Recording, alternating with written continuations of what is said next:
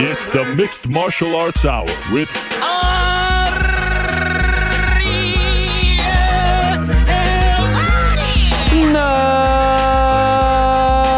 Mixed Martial Arts Hour is back in your life on this Wednesday, January 5th, 2022. Hello again, everyone. I hope you're doing well. Welcome back to the program. I'm Ariel Helwani. It's a cold, rainy, icy day here in New York City. A lot of bad driving out there, a lot of accidents. So if you're home, if you're cuddling, if you're all cozy, I hope you're watching us. And I hope you're doing well. I hope you're safe and sound, all healthy, all those good things. We had the award show on Monday. It was a great time had by all.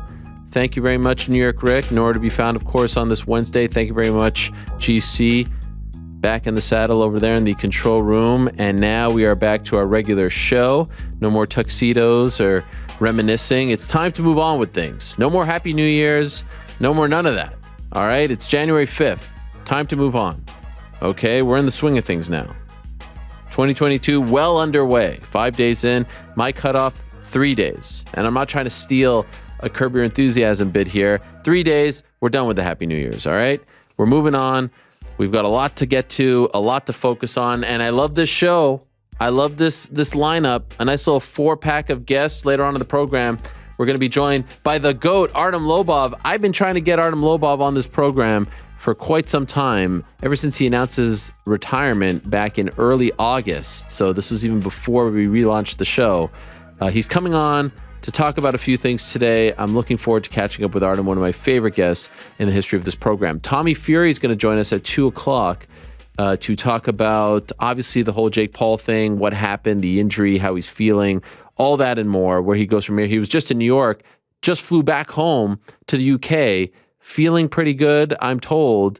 And what a mensch, right? You know, you fly across the Atlantic, across the pond, and you're probably tired, a little jet lag. Coming on the show at 2 o'clock. I'm looking forward to that. Derrick Lewis is going to join us as well, the Black Beast, who I've been hounding to come on this program for a very long time as well. Wouldn't do it. Beats Chris Daukaus. He'll do it. We'll have a great guest to lead off the show as well. Of course, later on in the program, GC will check in. We never even put 2021 to bed with GC in terms of his last betting performance of the year. That was December 18th, the Lewis Daukaus card, Jake Paul, that stuff. So we'll recap that, look ahead to the year to come, and I'll also, of course, answer your questions on the nose. You know where to leave the questions. We got a bunch already, and so I'm looking forward to that. Before we get into our first guest of the day, a quick word from our good friends over at DraftKings. As you know, this show is brought to you by our good friends over at DraftKings Sportsbook. They are the official sports betting partner of not only the UFC, the NFL, and most importantly, the MMA Hour. Download the DraftKings Sportsbook app today, and please do use the code the MMA Hour for a special offer when you sign up. Again, that's code the MMA Hour only at DraftKings. Please support them because they support us. So on Monday, we did the award show.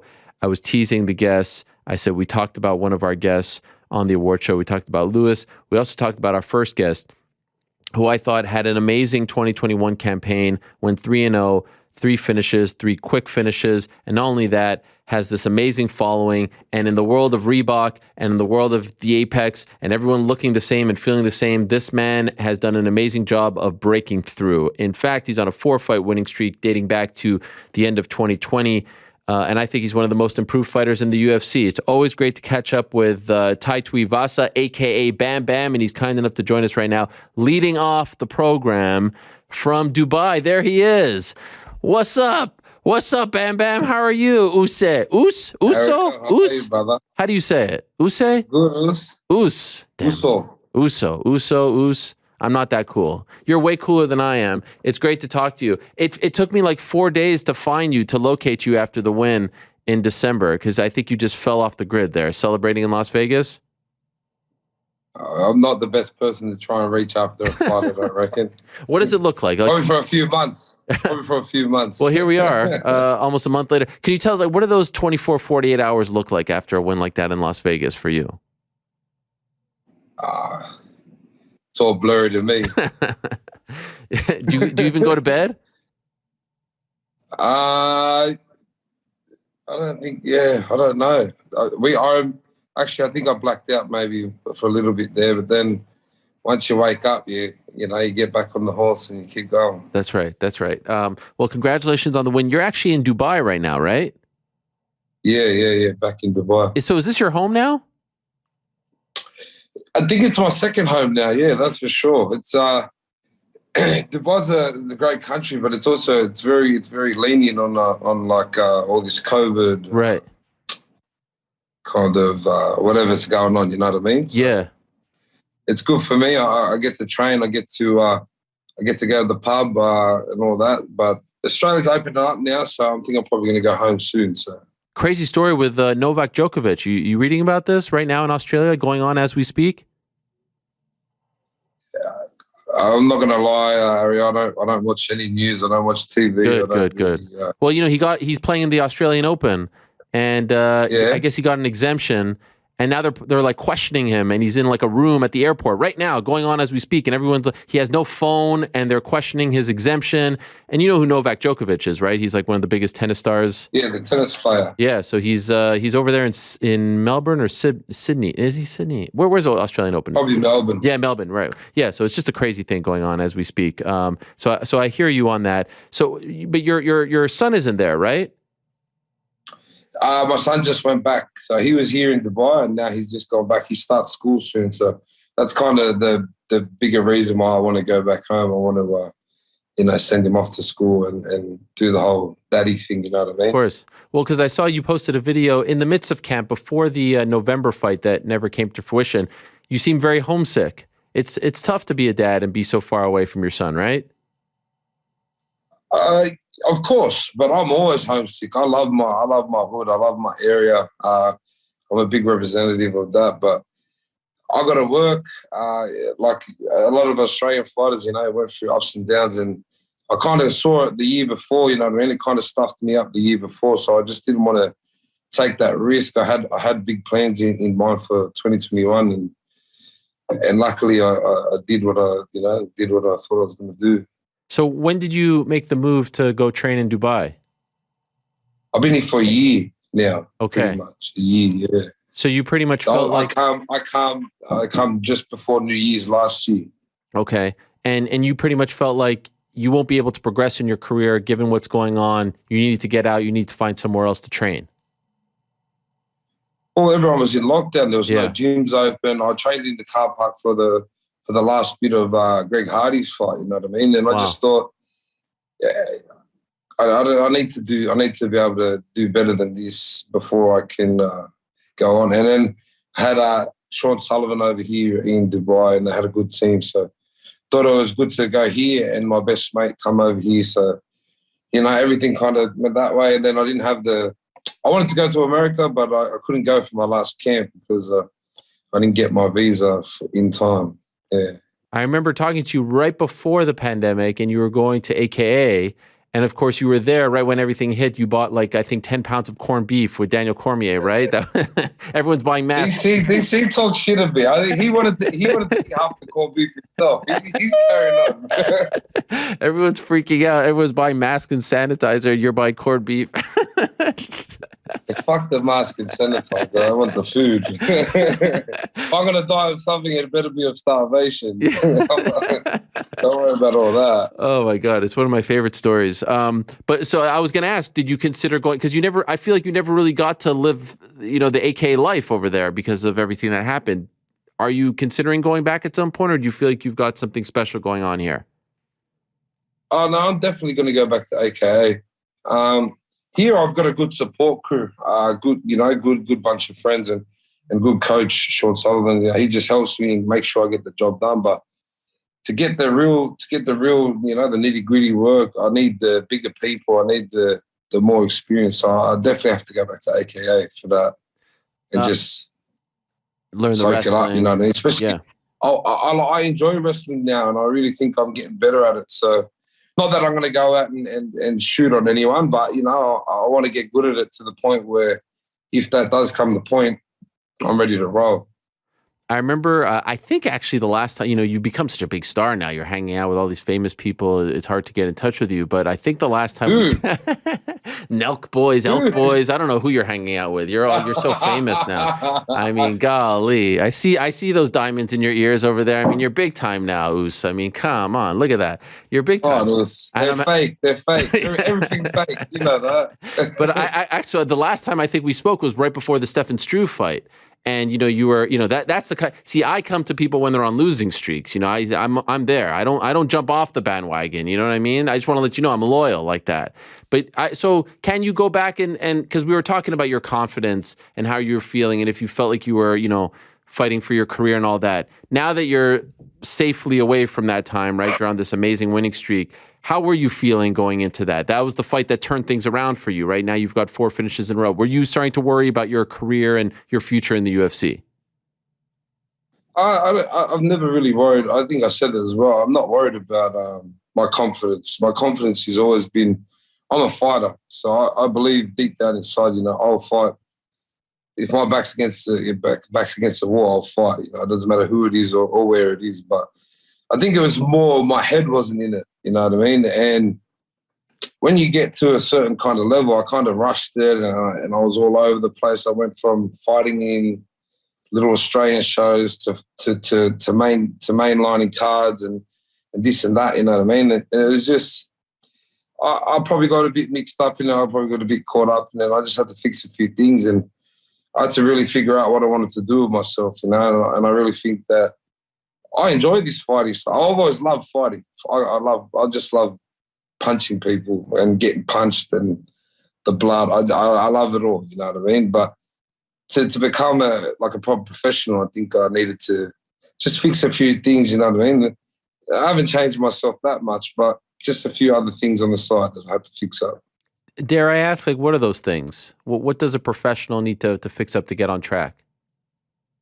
I don't think I was happy with myself. I don't really think I knew if I wanted to fight. Do you know what I mean? I didn't know. I love fighting, but I didn't know if I wanted to do it full time. I don't think I was taking training as serious as you should take it. Just little shit like that. You know what I mean? Nothing too extreme. Just a few certain things. But I still drink. I still have fun. I still do all the same shit. But when I go to training now, I have a different mindset. You know what I mean? I never thought about that. I just thought about the fight. Now I kind of think about the training. I think about the preparation, the eating good.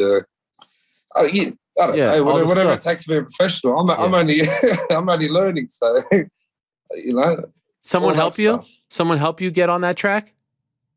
No, losing helped me.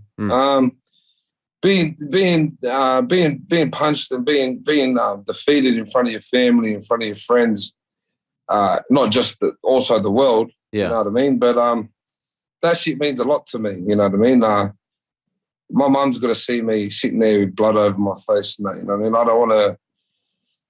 And I want to go in there next time. If I do lose, losing's okay. But if I lose, I want to go in there and say, "Oh fuck, I had a crack." Right. I put my all in. I had a crack and I lost. And that's sweet.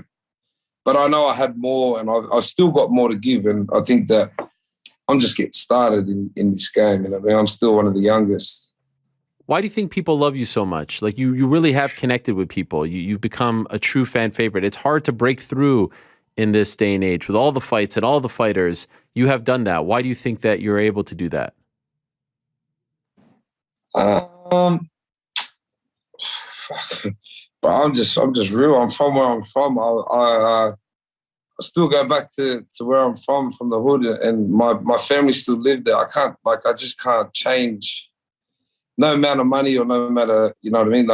From a place where it takes more than any of that to try and change people, you know what I mean? I have to change it through doing. So I'm out here trying to just do and hopefully, you know, I've got a lot of young people changing their ways now, and we're making a big wave out where I'm from in Australia. So I'm really happy, but yeah, I just gotta, it's about changing their ways. Are you comfortable being a role model to those people back in Western Australia? Like, do you like the idea? Are you comfortable with that idea? Western Sydney. Western Sydney. You know, I said it, and I knew it was wrong. You know why I was thinking of Western Australia? Can I tell you why? Just to be honest, I was thinking of Daniel Ricciardo, who's from Western Australia, Perth. I was going to ask you about the shoey that he did. So like my whole brain, you know, Western Sydney, Australia. It's hard for me. I'm not from there. Okay, I'm trying my best, Tai. No, you're doing great. You're doing great. All right, sorry. I just had to. Listen. You got. I had to pick you up. You know what I mean? West Side. Yeah. But I know it's a tough part of town, right? Is that accurate? It's a tough part of town.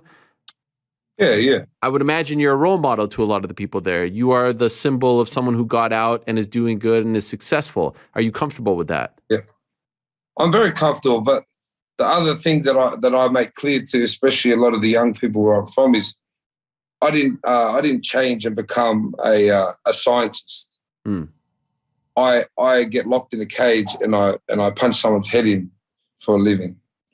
It's not much. Do you know what I mean? You can remain the same, but you just got to have a different thought of things, if that kind of makes sense. Yep. Okay. When do you plan on going back? Yeah.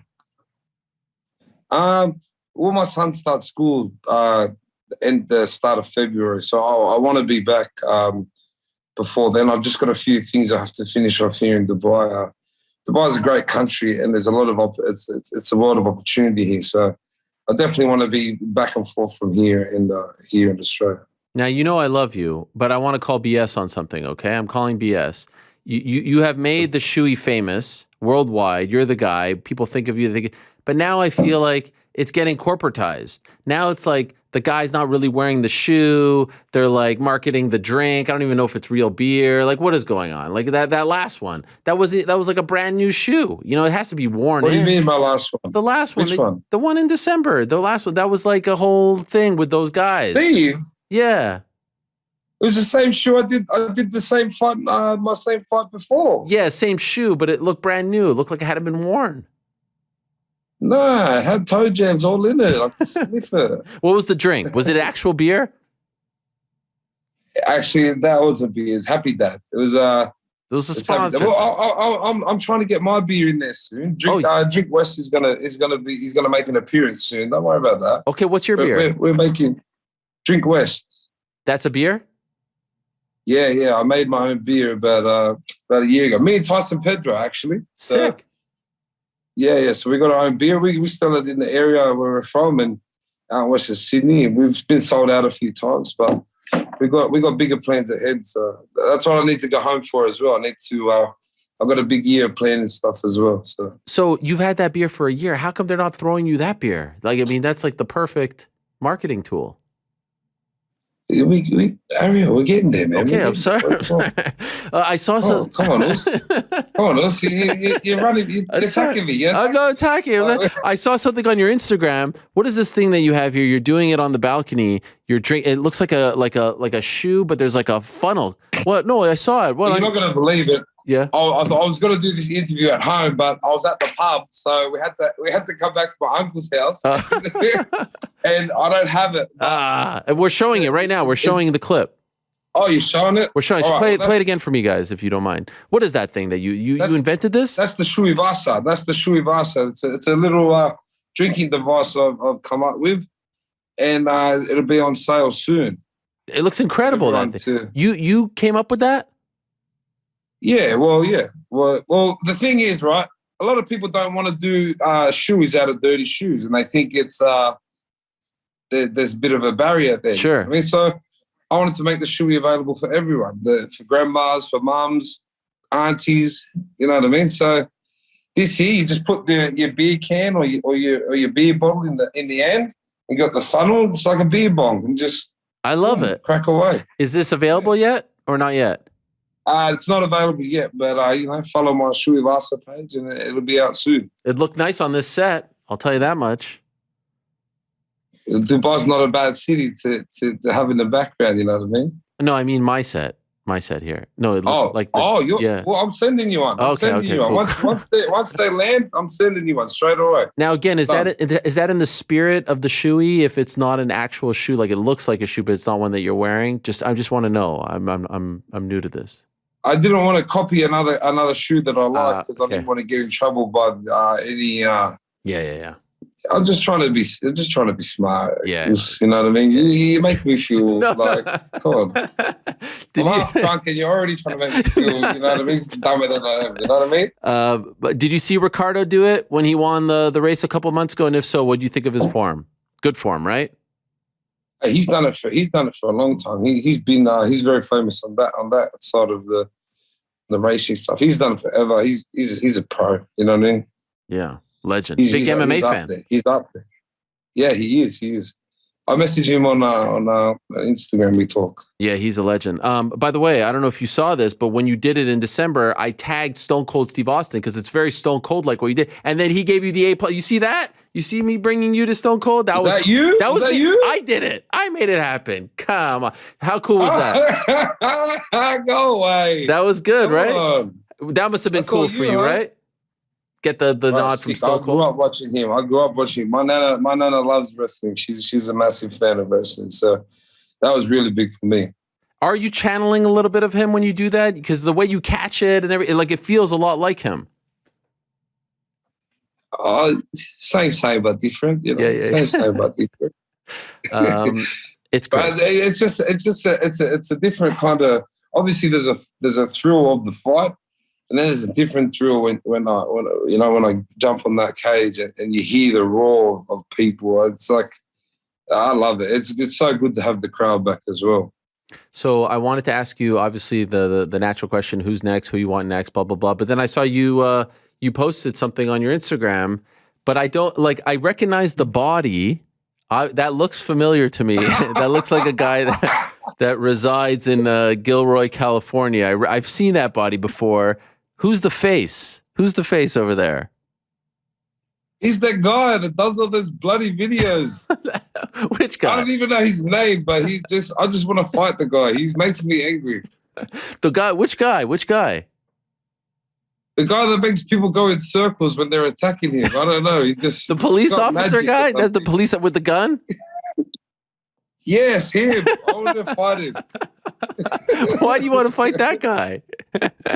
I don't know. I just want to see if I can shoot him or if I can fight him properly. I don't know. If he could make me turn in circles. I don't know. I just want to see if it's real. You know what I mean? I just want to let the people know the truth. So everyone's going in the direction of Jake Paul. You want the cop. I'll take the cop all day. Who made that Photoshop, by the way? It's fantastic. To be honest, I saw it on Instagram and I had to screenshot it. I had to screen. Do you know what? I didn't even know it was DC's body until someone read it, and I was like, "Fuck!" I was like, "That's my boy's body," and I was like, I just said, "No face, no case." You know what I mean? It's not DC's body; it's someone else's. Yeah. Sorry. I didn't mean to out you there. Realistically, though, who does? You know, we have a guest coming up that I feel like a lot of people would love to see you fight. The Black Beast. Is that the guy? The Black Beast, yeah. I'm a massive fan of Derrick Lewis, but I do this for the fans, and I'd love to step in the cage with him one day. But I think he's a bit up for me at the moment, especially coming off his last win. But definitely, I'd love to fight Derrick Lewis. I think we both got good personalities. We are the fun of this heavyweight division. Other than us, they're all fucking cardboard boxes, you know what I mean? But but yeah, he's a great opponent. He's a great guy. I'm a big fan of Derrick Lewis, so that's the way I prove myself. I think to be the best, you got to fight the best, and I would definitely love to fight Derrick Lewis. I think that would be like one of the biggest fan favorite fights in UFC history. Like, everyone loves both of you. I don't think anyone wants to see you lose. You're so much fun. The build up to that fight, I think, would be hilarious because you're not much, like you're just kind of self-deprecating. You don't care. You don't do the trash. Oh my God, I would pay a lot of money for that. But by the way, I disagree with you. I don't think you're that far off from him. I think you should feel a little strongly about your position. I mean, you're 4 in a row, 4 finishes in a row. You're rolling right now. Thanks, bro. Yeah. How far away are we from you returning? Well,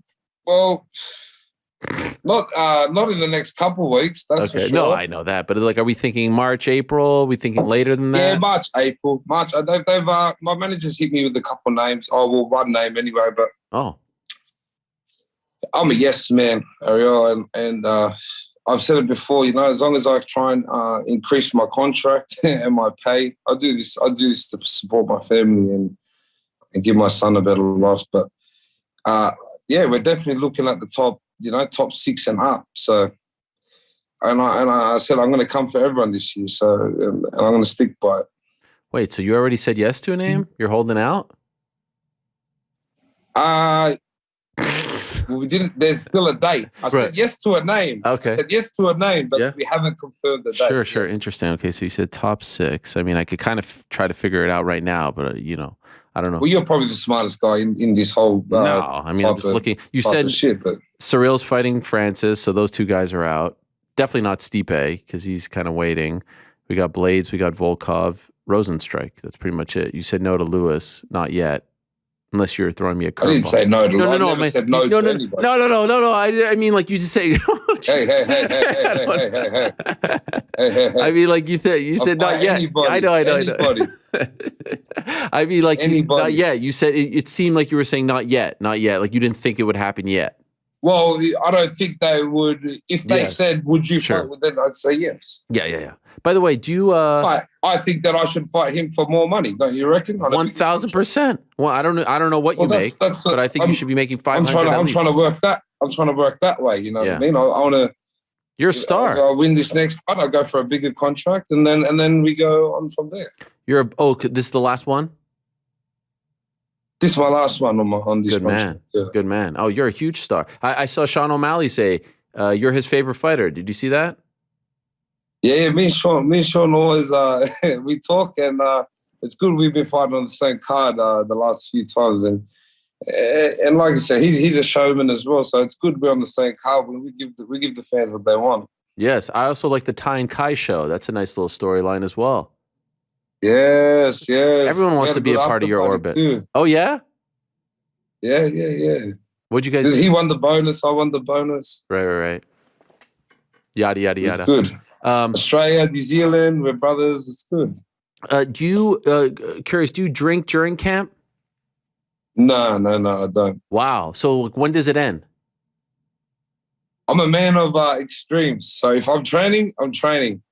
Trying to eat good, do all that bullshit. And then when I'm not, I'm not.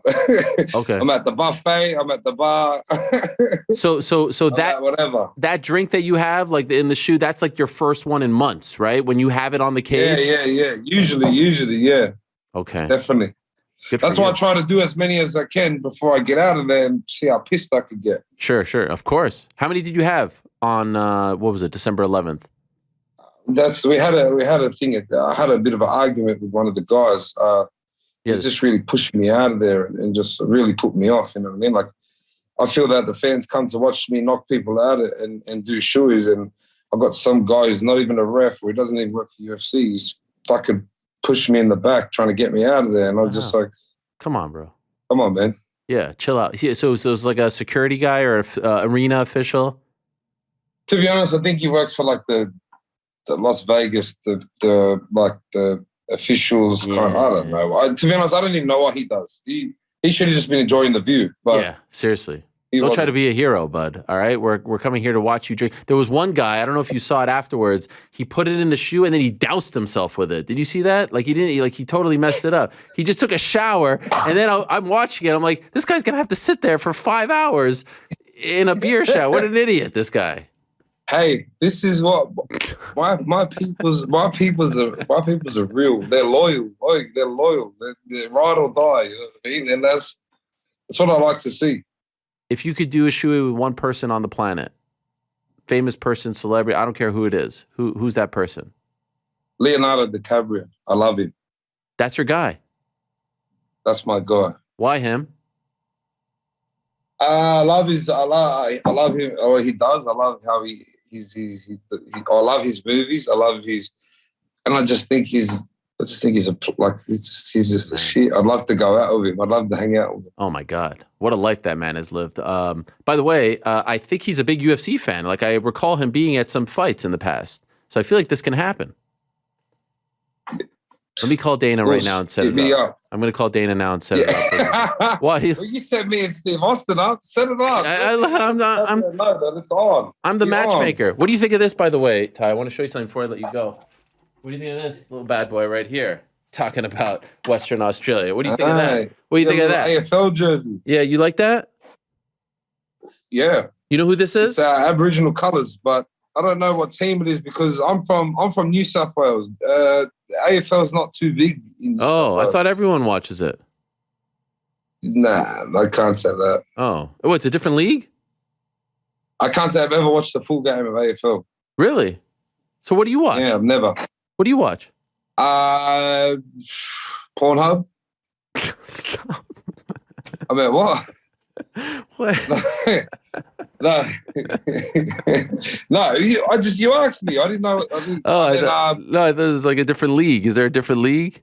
Oh, yeah, of course. There's all different leagues. All right. God bless. Well, we have Derrick coming up next, so I'm going to tell him that you said you want to fight him next. You've laid down the challenge. I see you like to be a bit of a shit stirrer, don't you? Me? What are you talking about? Oh, what? Is Dylan Danis going to bash you or no? I see you and Dylan Danis. Listen, what's the go? Listen, you come at the king, you best not miss. All right? You want to talk smack behind your keyboard? Yawani's coming for you, okay? What do you think? Don't be fooled. Don't be fooled. Okay, Oos? Don't be fooled, all right? That's my boy. Come on. That's my Drink another boy. for me. Drink another for me right now. I'm not a shit stirrer. I keep it real. Let's go. Let's go, Ty. Let's go. Take it down. Let's go, baby. Bam, bam. Number one. This time next year, the heavyweight champion of the UFC. Yeah. Oosh. Yeah. Thank you, Ty. Much love, my man. Talk to you soon. You all right? Almost. I love you, bro. Okay, much love. Don't forget who was there. Don't Thank forget you. who was there when no one was throwing shoes your way, all right? Don't forget, all right? Never. Respect. Never. Respect. All right? Respect. There he is. Bam Bam Tuivasa, the man. Woo. That was incredible. This guy is an unbelievable star. Like, how do you not root for that guy? And how do you not root for our next guest? Jeez Louise. This might be the best back-to-back booking combo of my life. Tai Tuivasa, Derrick Lewis. I'm crying already. Golly. That was a big beer, by the way. How many milliliters was that? Sheesh. Now, it is 10 o'clock over there. No, it's... is it 10 o'clock? Yeah, they're 9 hours ahead. So it's 10:30 over there in Dubai. I love when the Australian fighters are over there in the UAE because, you know, when they're in Australia, you have to wake them up in the morning. I feel bad. It's 7:30. It's 8:30. Here, it's nighttime. It's perfect. Now, GC wrote something in the chat over here. $25 for a 6-pack of Ty's beers, the Drink West. Is that a lot? I don't know.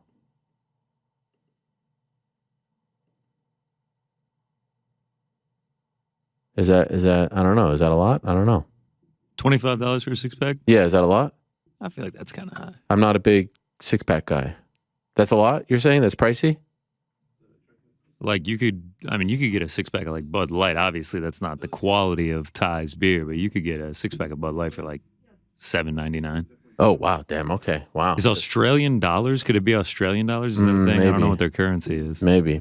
All right. Well, maybe our next guest has something to say about that. So like I said, we go from one of the most popular fighters in the UFC's heavyweight division right now to the other, perhaps most popular fighter in the UFC's heavyweight division. I've been trying to locate this man for months. In fact, it has been 9 long months since he was on any kind of show of mine. And finally, he has agreed to come on. I don't know what the issue was, but I am so happy to say hello once again to the Black Beast, Derrick Lewis. There he is. What's up, man? What's up, man? I'm good. How you doing? I'm doing all right. It's been so long. I don't even know where we stand. I don't know what happened to us. Yeah, I'm about to log on because I still don't see my bobblehead up there. It's right here. You called me out. I don't see it. I don't see it. There she is. They Look need at to that. be up front. You want to be up front? You know what? You deserve to be up front. Right here in front of my name. How about that? In front of my name. No, don't block. What is that? It's police Yes. logo? It's the Las Vegas No, I police. don't want to block. Oh. No, I back the blue, man. I back the blue. Scoot me over a little. All right, there we go. There you go. go. Yeah, it's been so long since we last spoke, Derrick. I think you changed your number 6 times since our last interview. Only twice. Don't act like that. And of course, it's great. I was going to mention, I was worried because we've had some bad luck with our connections. I've actually changed jobs. So, better connection here. Your connection was always a little wonky, but it seems like the connection was on your end because you're not home right now. And I am home. Oh, you are? Okay. Yeah. Oh, you told me you weren't home. I am home though. Oh, okay. Well, I'm home now. I got home Sunday. Oh, okay. Well, the connection looks great. So thank you for whatever you did to boost it. Yeah. I'm in the backyard. It looks fantastic. By the way, why did you go off the grid? You didn't want to do media. You didn't want to do interviews. How come? For what? It's just a waste of time. All y'all ask the same questions. What do you mean? Everybody asks the same questions, and nothing like new about it. It's like the same old stuff. So this how's training? No. How's everything going? Well, of course, I'm gonna say the training going good. Every fighter get on here, so yeah, training is great. I'm in the best shape of my life. What, you want me to lie to you every time? I've never asked that question in my life. How's training? That question has never left my mouth to anyone, including you. Okay. All right. So what's up, man? What's up? Well, congratulations on the win. You look great, but I don't want to talk about fighting with you because I don't want it to be a boring interview. Appreciate it. I want to talk Thank about you. it. Yeah. Thank you. How were your holidays? The holidays was good. We went to Vegas. We was worried about Omarion or whatever the new variant they got out right now. Of course, we was worried about that. But so far, so good. Nobody got sick. Good. We took the kids for the first time to Vegas. We took them to T-Mobile Arena to let them see where I do some of my work at. Mm-hmm. And we had a good time out there, really. One of your best fights ever happened at T-Mobile, you and Francis. Man, see, this is why I don't talk to you, man. That's why nobody likes you. Come on. That's why nobody likes you, man. I was being serious. That was a big-time fight. And what do you mean? Anyway, that's why nobody likes you, man. Everyone likes me. That's not very nice. Come on. At least I think people like me. Did they go to the Apex too, or did they come after your fight? No, my wife only went there, but I took my in-laws. Oh. They was their first time to Vegas as well, and the kids. So we just had a good experience. I took them around a couple of places. We just had a good experience for them. Is that who you threw the cup to? Who? Now I threw a cup to some dude, man. This short, cute dude that was in the front row. It's a weird vibe, right? Because it feels like you're almost doing like a presentation for like 50 people, and you can like pinpoint who's saying what, right? I see you like interacting. Yeah. And I just threw it to the loudest guy that was screaming my name, and I threw it out there. No homo. Yeah, you like it? You like fighting in front of like 50 people, friends and family only? Yeah, it was cool. I love that. It was real cool. I could hear the coaches. I hear his coaches giving them some commands and stuff like that. And I just like the atmosphere of it.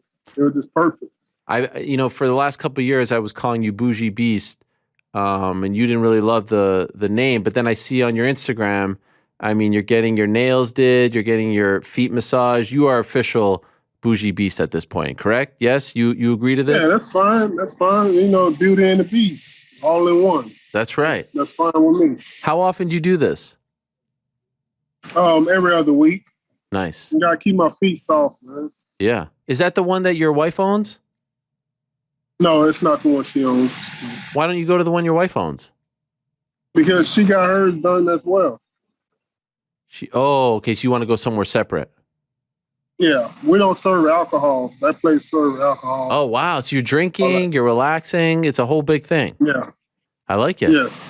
Good for you. Good for you, Derrick. Well, I'm very happy that you came back. You're back on track. I saw them asking you about title shot, this and that. But let's be honest. You don't want, like you said it yourself, right? 5 rounds. Who needs that? You have reached a level of fame and popularity. I feel like you don't even need this stuff anymore. You could just fight these big fights, get paid well, and you don't even have to worry about any of that kind of pressure. Yes, for sure. this last fight helped me, like big experience difference, you know, coming into this fight. Just wanted to really finally go into a fight week and not have put pressure on myself. And it felt great. And, you know, I plan on doing that the rest of my career now. And just go out there and just have fun. Nothing, I feel like nothing, I have to prove anything. I don't have to prove anything. And so that's one of the reasons why I want to fight Stipe next. Oh. And I believe that'd be a great matchup for the fans and for both of us. You know, because he's more of a wrestler and I'm more of a wrestler as well too. And so it'd be a great entertaining fight. Whoa, Derrick. I mean, I thought we weren't going to talk about fighting here. You just blew my socks off here with that one. I love that fight. That was fantastic. Yeah, it's like I fought just about everyone in the division that's in the top 10. So it's just like a new face, new blood. Oh my gosh. What a fight. You know, I believe that I'm the heavy underdog in this fight, and it makes give my fans their money back from the gunfight. You feel like you perform better when you're an underdog? I perform excellent, I believe, whenever I'm underdog just about every fight. Right. But when there's less pressure on you, when there's less of a spotlight on you, like the Houston fight, it was all about you, right? It was your homecoming. It was. Yeah, I don't even want to experience that ever again. Really? Was it unbearable? Was like too much pressure. Yeah, it's too much pressure. Too much. To the point where maybe you don't want to fight in Houston again? To the point where I really was calling people up, let me get some weed off you so I can relax my nerves. Wow. Was that during fight day? That type of pressure. Yeah. Wow. Have you ever felt it that bad before? Never felt it that bad. Actually, before I went to court, before they gave me some time to go to prison, that's the other time I felt so much pressure. But other than that, it was the Houston card. It was pretty bad as well. This is, I'm being 100% honest when I ask this question, like feeling those nerves again, did it take you back to that time when you didn't have fame and money and all this stuff? Like, did that make you uncomfortable? For sure. Also, it was the same day that I got out, the same day I fought. No way. So it was like 13 years to that day. Wow. Was the same day I was released. Wow. So I put a lot of pressure on myself as well because it would have made a great story. Oh my gosh. From the worst of times to the best of times.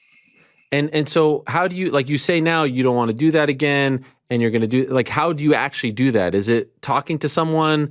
You know, it's easy to say that, but your body reacts in a way like I deal with horrible anxiety and I say, this time I'm not going to let it affect me. And then it obviously affects me every damn time. So how do you actually not let it affect you from here on out? I guess you could say I got a lot of people rooting against me, you know, a lot of family members, a lot of haters. What? And it's like, I got to use that energy to really push myself forward. You know, that's what I've been doing. You have family members rooting against you? Of course. You know how it is. No, I don't. It's like crabs in a bucket. Oh. Crabs in a bucket in the black community, man. I don't care what nobody say. Black community is the most.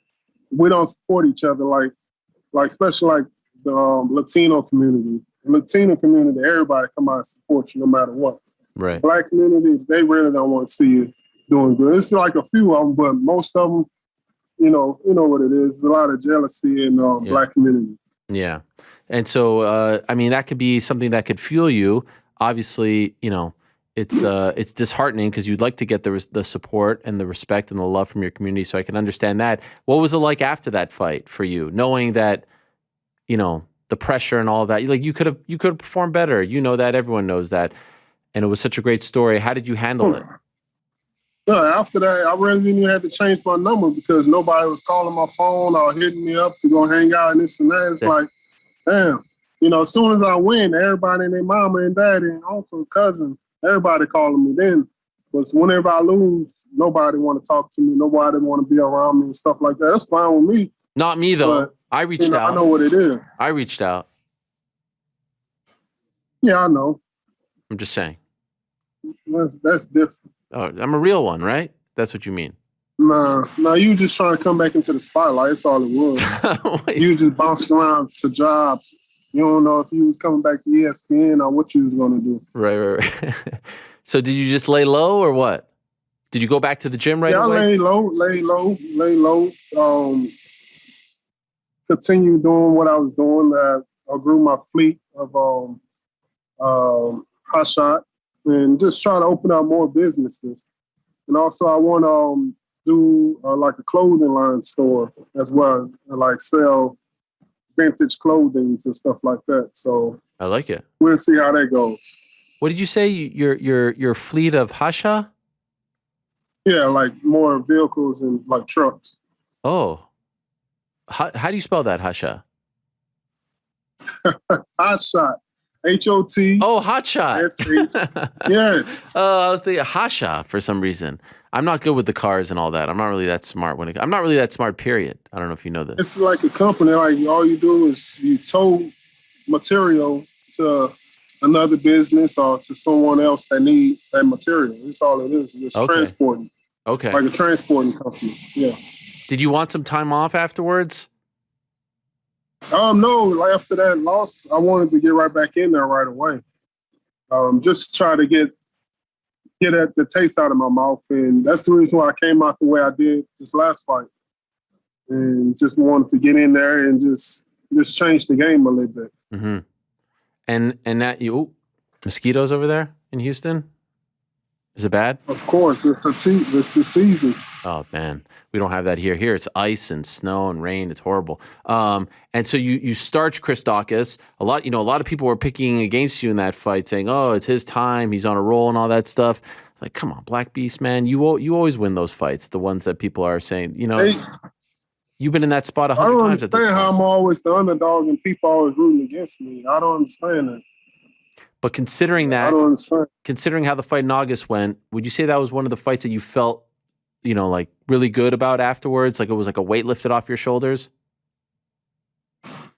Weight lifted? No, I don't think it was like a weight lifted. It was just real embarrassed. I felt embarrassed to fight. That's all it was. Felt embarrassed and felt like I should have did a lot more than what I did. And just like I was gun shy the whole fight. I didn't want to pull the trigger. And I was too stationary, It's a lot of stuff. I can go on and on about a lot of things that I could have, should have did different in that fight. But it just didn't happen. So just got to move on and just really just better myself. If the time come again, when we face each other again, it'd be a different outcome, I believe. One last thing about it. Do you think if that fight happens in a totally different location, like California or Florida, whatever, I say that all the time. I believe so all the time. My coaches believe that as well. Everyone believes it would have been a lot different if it wasn't in Houston. Is that hard to come to terms with? And all that stuff going on, I don't believe the outcome would have ended like it did. Is that hard to come to terms with? Oh yeah. Yeah. And it wasn't like I wasn't hurt in the fight at all. I wasn't hurt. I ain't gonna lie, I got tired. That's what it was. I was just tired. What do you think about him walking out to the Houston music there, that H-Town rap? Did you hear that? Oh, I didn't know what he was walking out to. I was in my own head. I didn't even hear my music. Wow. I don't even know. I couldn't even hear my music. Wow. It was that intense. My head was so far gone. Wow. That is wild. Have you ever felt like that in a fight before? Never felt like that before. It felt like a dream. It didn't feel real. Damn. It's just like a crazy experience. Like you never competed in nothing before.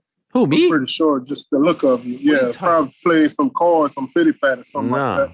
But I'm sure you never had a fight. So it's completely different. So you wouldn't be able to relate. Wow. The feeling.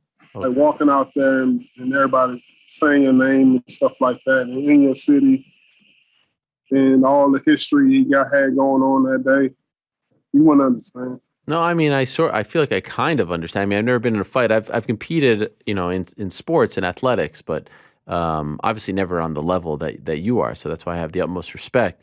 And so then you win this fight. You're back on track now. Everything's good in your life, and we want Stipe. I'm curious though. What do you think? Ciryl, Francis, you know those guys very well. Who wins that fight in less than 3 weeks? A little over 3 weeks. No, I don't care who wins the fight. I don't care. You won't even watch it.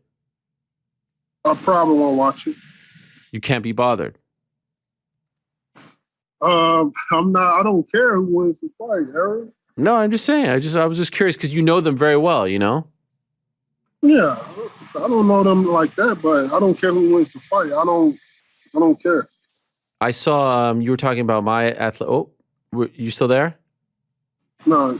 Yeah. Yeah, I'm still here. My battery going dead. Oh no. I saw that you were doing you're talking about athletics and whatnot. I saw you throw out the first pitch a few months ago in Houston. What happened? See, this is why nobody likes you, man. What, you posted it? This is why nobody likes you. You We talked about that already. You know what happened? No, we didn't talk about it. I haven't talked to you since April. Okay, you know what happened. No, I don't actually know what happened. It was mosquitoes. Mosquito bit me on the wrist the same time I threw the ball. Okay. We haven't talked about this. I had jeans on. My jeans was too tight. And I didn't eat all day, so I was a little lightheaded. Listen, it's not the worst one that I've seen. I don't know if you've seen there's been some other bad ones recently. I could throw a ball all day long. It's like, I don't know what happened that day. It's tough on the mound. It's not easy. Just ask Connor. 50 Cent. I don't know. Yeah, they make it look easy on TV though. How cool was it that I guess you could say the same thing. A lot of people be at home watching my fights. They'd be like, "Oh man, Derrick, he looks so tired, man. It looks easy. He should have did this, should have done that."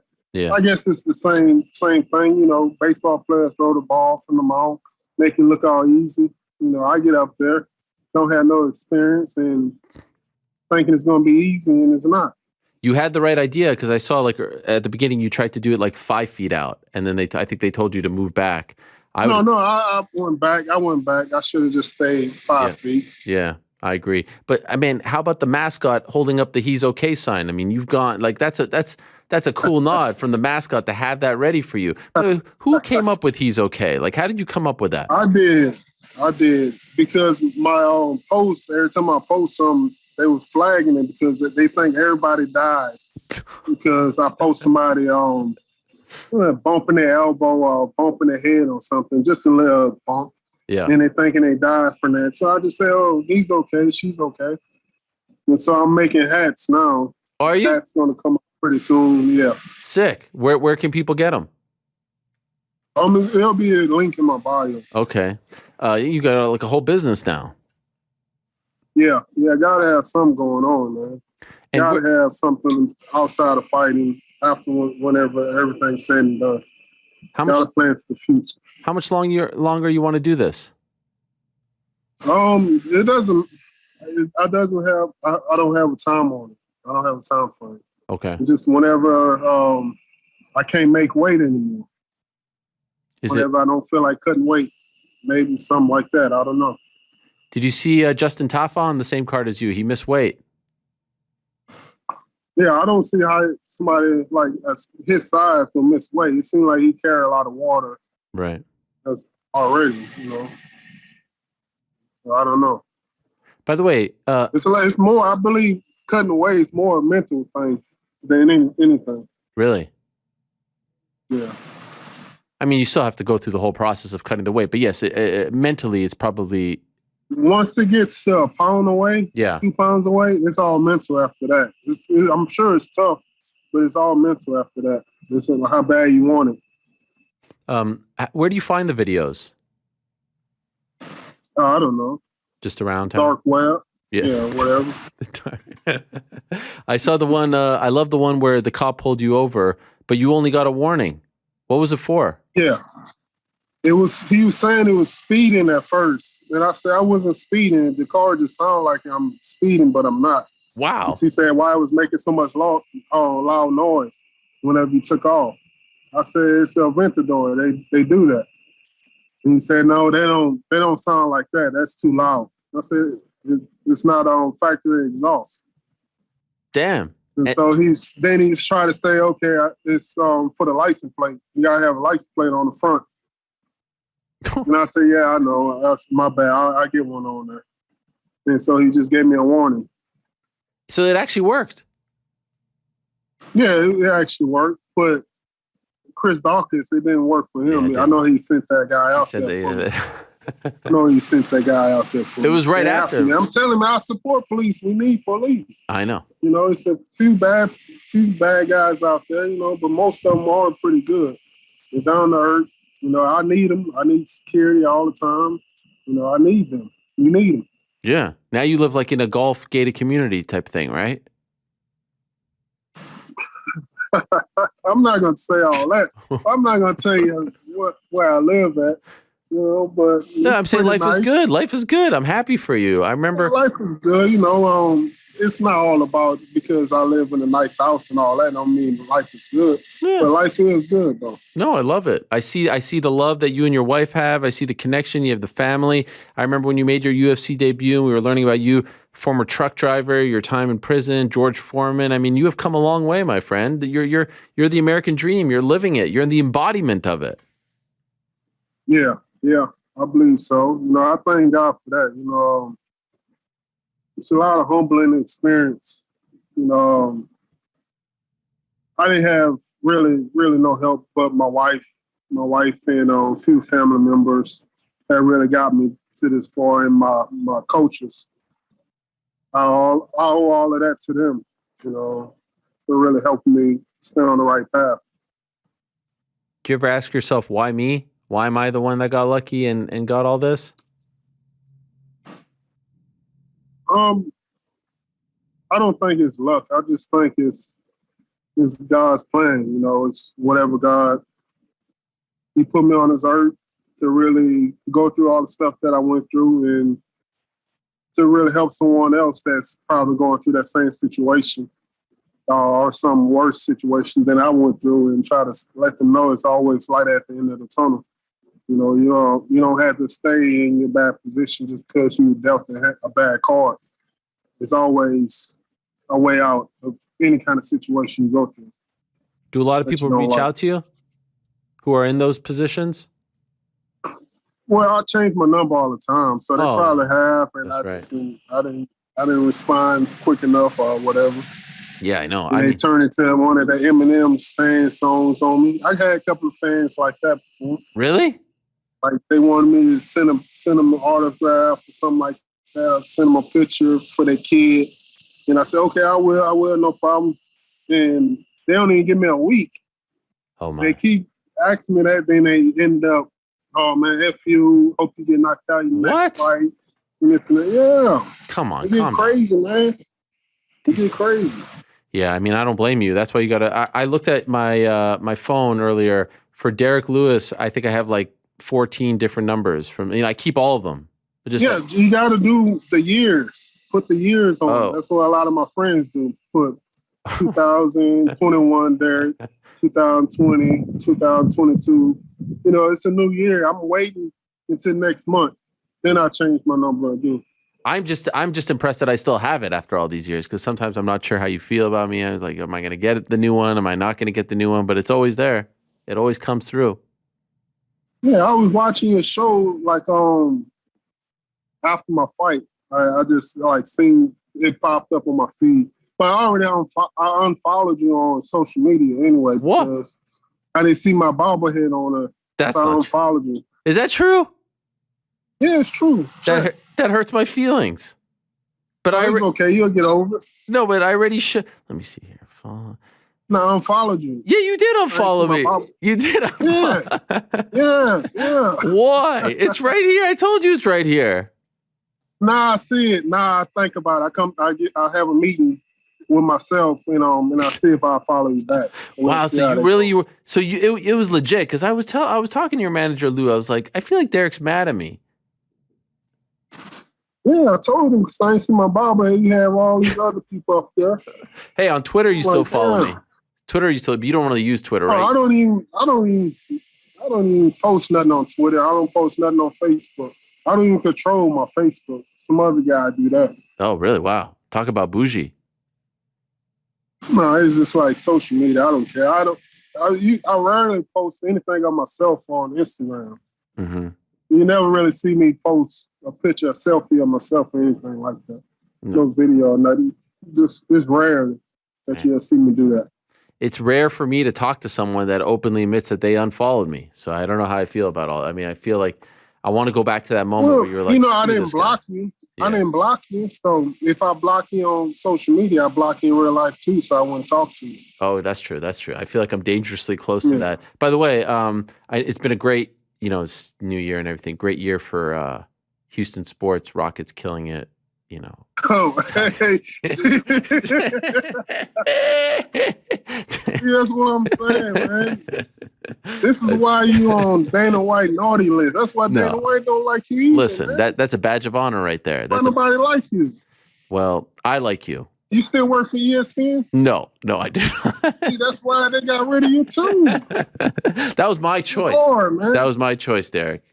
We leveled up. Hopefully you treat your family better than you treat everyone else. I do. And I love you. And if you were there, I wish I could get, if we were in the same room, I'd give you a big old hug right now because I love you so much. Nah, man, you might got the corona. You out there in New York. That's true. What? Have you been able to avoid it?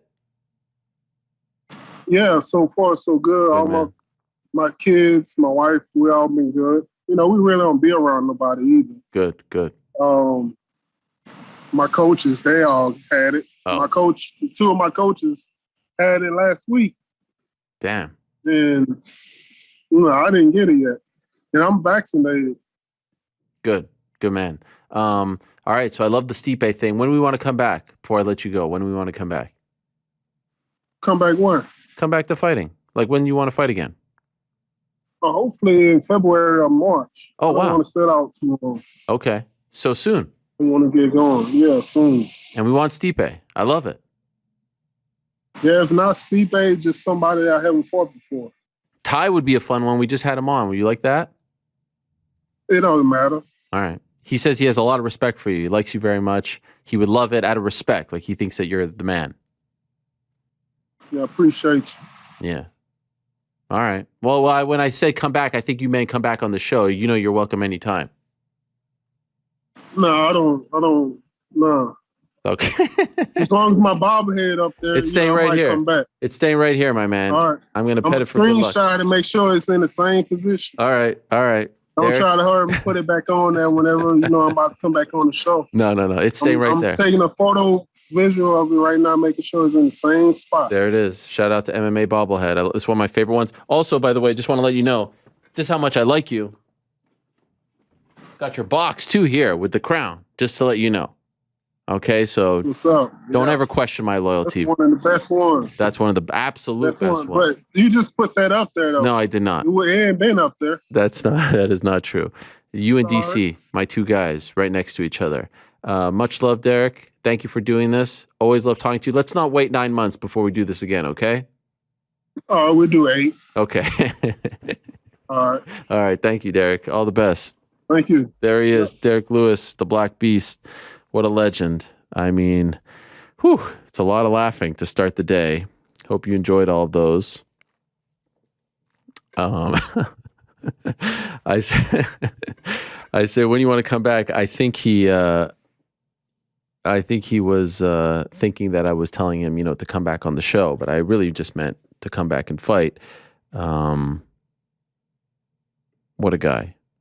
That first pitch wasn't that bad, by the way. I wasn't actually trying to make fun of him, to be honest with you. I really wasn't. It wasn't that bad. We have seen worse offerings than that. I love the idea of him fighting Stipe. It's going to be really interesting to see what happens with Stipe. I feel like he's waiting for the Ciryl Gane versus Francis Ngannou fight. We're almost there.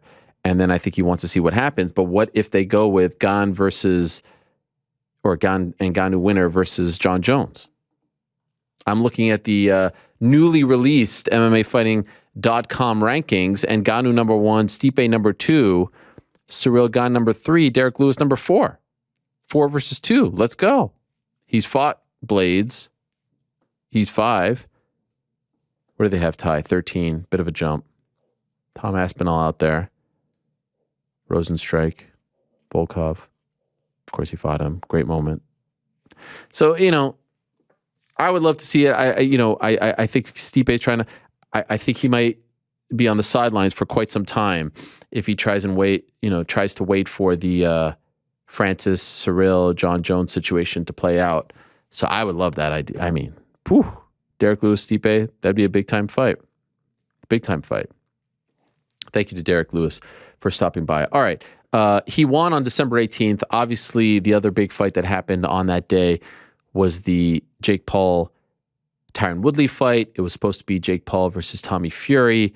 Unfortunately, just about less than 2 weeks before the fight, we found out that Tommy Fury was out of the fight due to the injured rib and the chest infection. And, we know what happened in Tampa at this point, and we know about everything going on.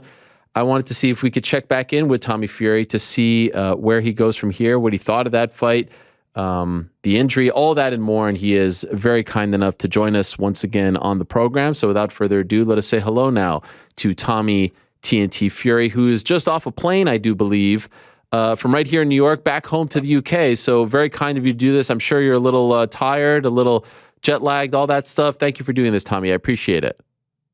No problems. Just want to say Happy New Year to yourself. And yeah, happy to be on the show. Thank you very much. And same to you and your family. Okay, I'd actually want to go to before the fight.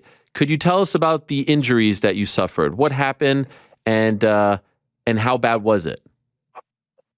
Yeah, so the main injury was obviously the broken rib. That I suffered in a training session.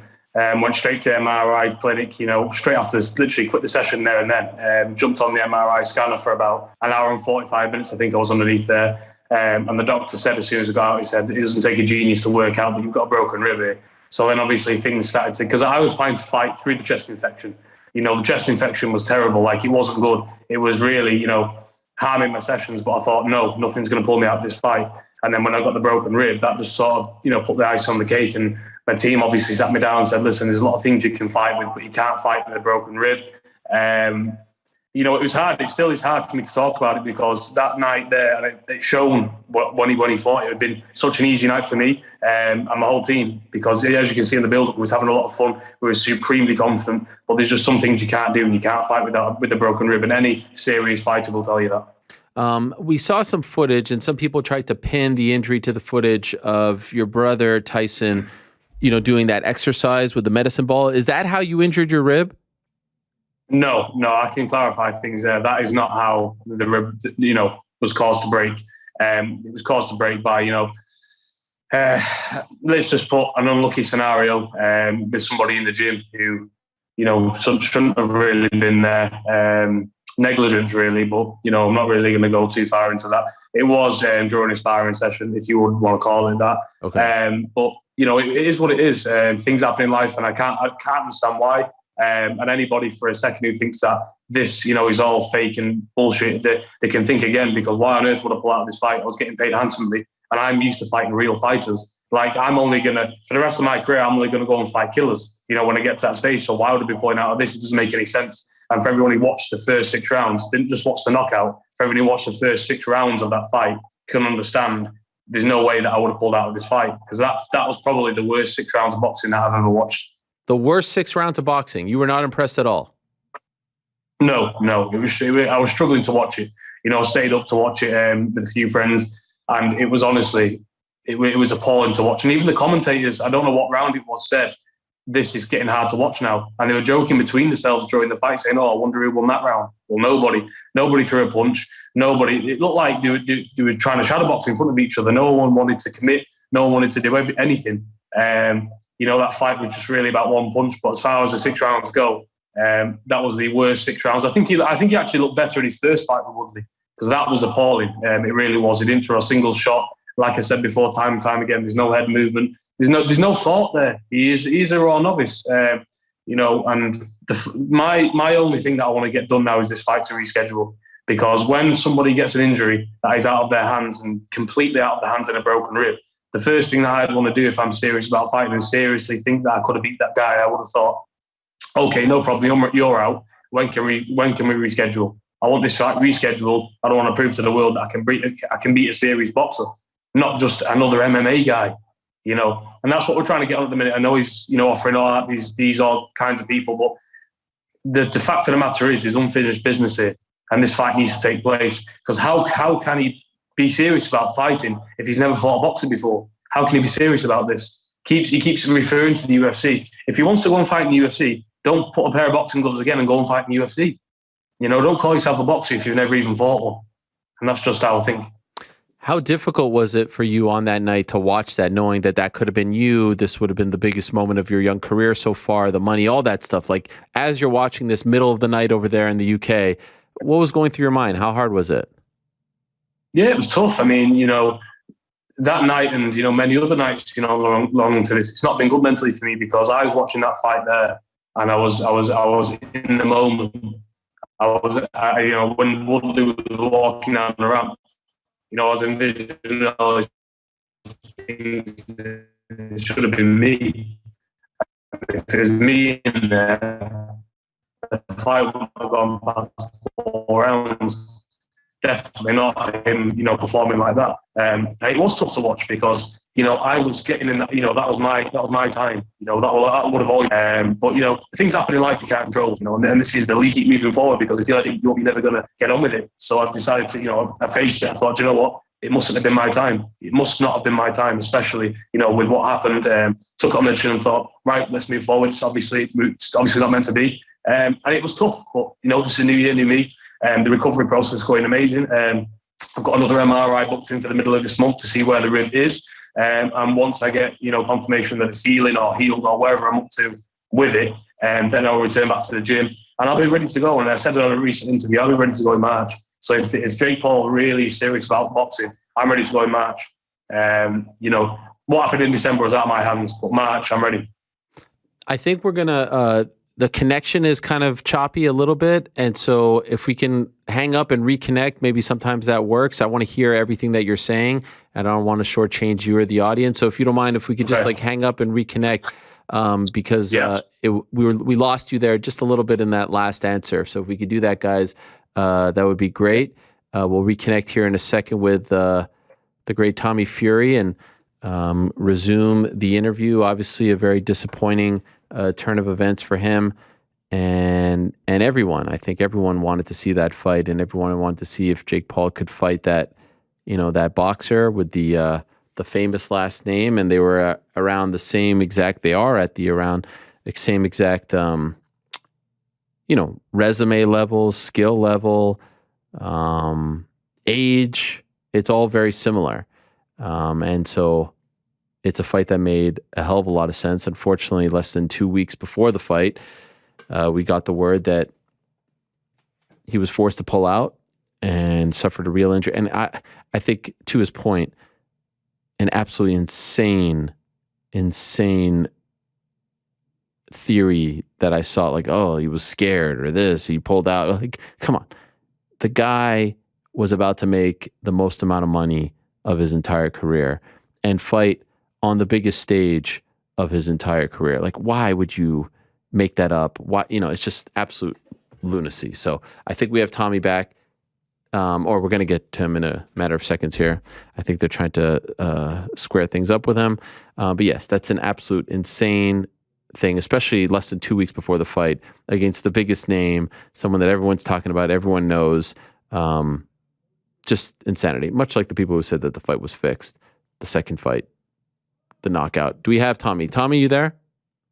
Yeah, I'm here. Okay, that looks good. We'll try this. So I actually wanted to ask you, because you were alluding to this, how do you feel right now? Yeah, right now the ribs healed up, amazing. I'm not nowhere near enough, as pain as I was. So this is it. I'm getting an MRI booked in for the middle of this month. We're going to see where the ribs are, and then if we're okay, we're going to get straight back in the gym. And like I said before, in an interview that I did recently, I said I'll be ready to go in March. What happened in December was a massive setback among millions of setbacks that happened to me last year, in and out of the ring. But this year, I'm a new man, I'm a new me, and I'm ready to fight in March. Did you try, or at least throw out the offer, the opportunity, whatever, when it was clear that you couldn't fight, to just reschedule the date, not have him fight Tyron Woodley on December 18th? Did your team say, hey, why don't we do this in March and, we keep this, clean? He just, fights 3 months later. Was that thrown out there? And if so, what happened? 100%. I can clarify now that me and my team have been working on this, 24 hours a day. We said when we found out that the rib was broken, let's go again in March, whenever you want, let's reschedule it. We've given him absolutely everything but the kitchen sink. I want this fight. My whole team wants this fight. It seems to be now that me pulling out of that fight was Jake Paul's Christmas present. That's the best thing that ever could have happened to him. And I do believe he was thoroughly excited when I pulled out of this fight because he knew he couldn't beat me. And the fact that he's not jumping at a reschedule right now just proves where his head's at. I do believe he was backed into that fight. He said a lot of things that he couldn't get out of. And when I pulled out, it was Christmas come early for him. And it just shows that man's true characters now. Because if I was Jake Paul and Jake Paul got injured, I'd say, okay, it is what it is. When can we get him in the ring? And that just, it is what it is. If we'll see where he's up to. But my team's working, diligently on this to get this fight back on track. And this is the fight that I want next. I'll be ready to go in March, like I keep saying. But, we'll see where his head's at. But I know if I was him, I'd want to set the record straight and get this fight done and settled with. Is there any part of you that is going to wait for a certain amount of time? And if it doesn't materialize for March, because, I'd heard him say that he was going to take some time off. We don't know how long that is. Will you fight someone else? Are you open to fighting someone else in the interim and then revisiting it? What's your approach in terms of that timeline? Because perhaps your timeline isn't on his timeline. Yeah, make no mistake. That's the fight I want next, and I'll always be checking in with my team every single day, to see where we're up to with that. But, it comes a time where I have my own career. My goal still doesn't change. My goal is to be a champion in the sport. And believe it or not, fighting Jake Paul, it doesn't give me that at all. And it won't. Fighting Jake Paul will never make me a champion in boxing. So Jake Paul, yeah, it's a great fight. It's a big fight, but it doesn't really make me achieve my dreams. So at the end of the day, I'll wait for a certain amount of time. I'll try my best to get this fight back on track. You talk to anybody, that this is the fight that I want. But at the end of the day, my career goes on. Jake Paul's in this I don't know why he's in this. He says a lot of things, Jake Paul. There's a lot of things you can't believe. But I'm in this, and I've said this since I put on a pair of boxing gloves to be a champion in this sport. So, I'll wait for a amount of time. And if it comes off, great. If it doesn't, I will resume my career and I will get on my career and start winning some titles this year. And that's just the way, the way life is. But, the ball is in Jake Paul's court now. I'm doing everything I can with my team to get this fight rescheduled. But I think it shows the true colours of him, that he's not jumping at a reschedule. I do believe it was Christmas come early for him. But we'll see. We'll see if he's a man of his word. From your keen eye, you're a pro boxer, why do you think he wasn't as good this time around as the last time we saw him? What didn't impress you about this? He goes on through all his videos and interviews that he's been getting better, he's been training like a Trojan, but I know I've been doing this a very long time now, and you can't get better in the gym. You can't. You can get somewhat better, but the only way you get better is through fighting, and he's not had the experience nowhere near enough, and I know this, and that's why he's probably not going to look any different in his next fight or the fight after that, because in this game you need experience, and a man who's never had an amateur contest or, a real boxing contest, he's not going to get any better. You can spar as much as you want, you can train as much as you want. The only way you get better is by going through them ropes. And I know this, and any fighter will tell you that. If people could spar every single day and get better that way, everyone would be a world champion, wouldn't they? Because everyone does 100 rounds in the gym. It's about getting through the ropes in front of a crowd, in front of everything, and putting your skills on. He's just not nowhere near enough experience. And I knew that when this fight was coming out. I've trained hard for 6-7 months. You can train as hard as you want. Unless you're getting through them ropes, you're not going to get any better. And that's just the way it is. Surely, though, the actual knockout itself, that's somewhat impressive, yes? Yeah, I mean, listen, I'm not one of these guys that's going to rain down on anything. I'll say how it is. It was a good shot. He caught him. Woodley, he got caught with Tan coming down for whatever reason. I don't really know. I do feel like the right hand was, very telegraphed in a way. But that's for another day. The punch was good. He got a good knockout. Well done to him. Go and enjoy yourself. Have a vacation. But I think if I was Jake Paul, I'd want to do the right thing, because if I was Jake Paul now, it'd be in my brain. Hold on a minute.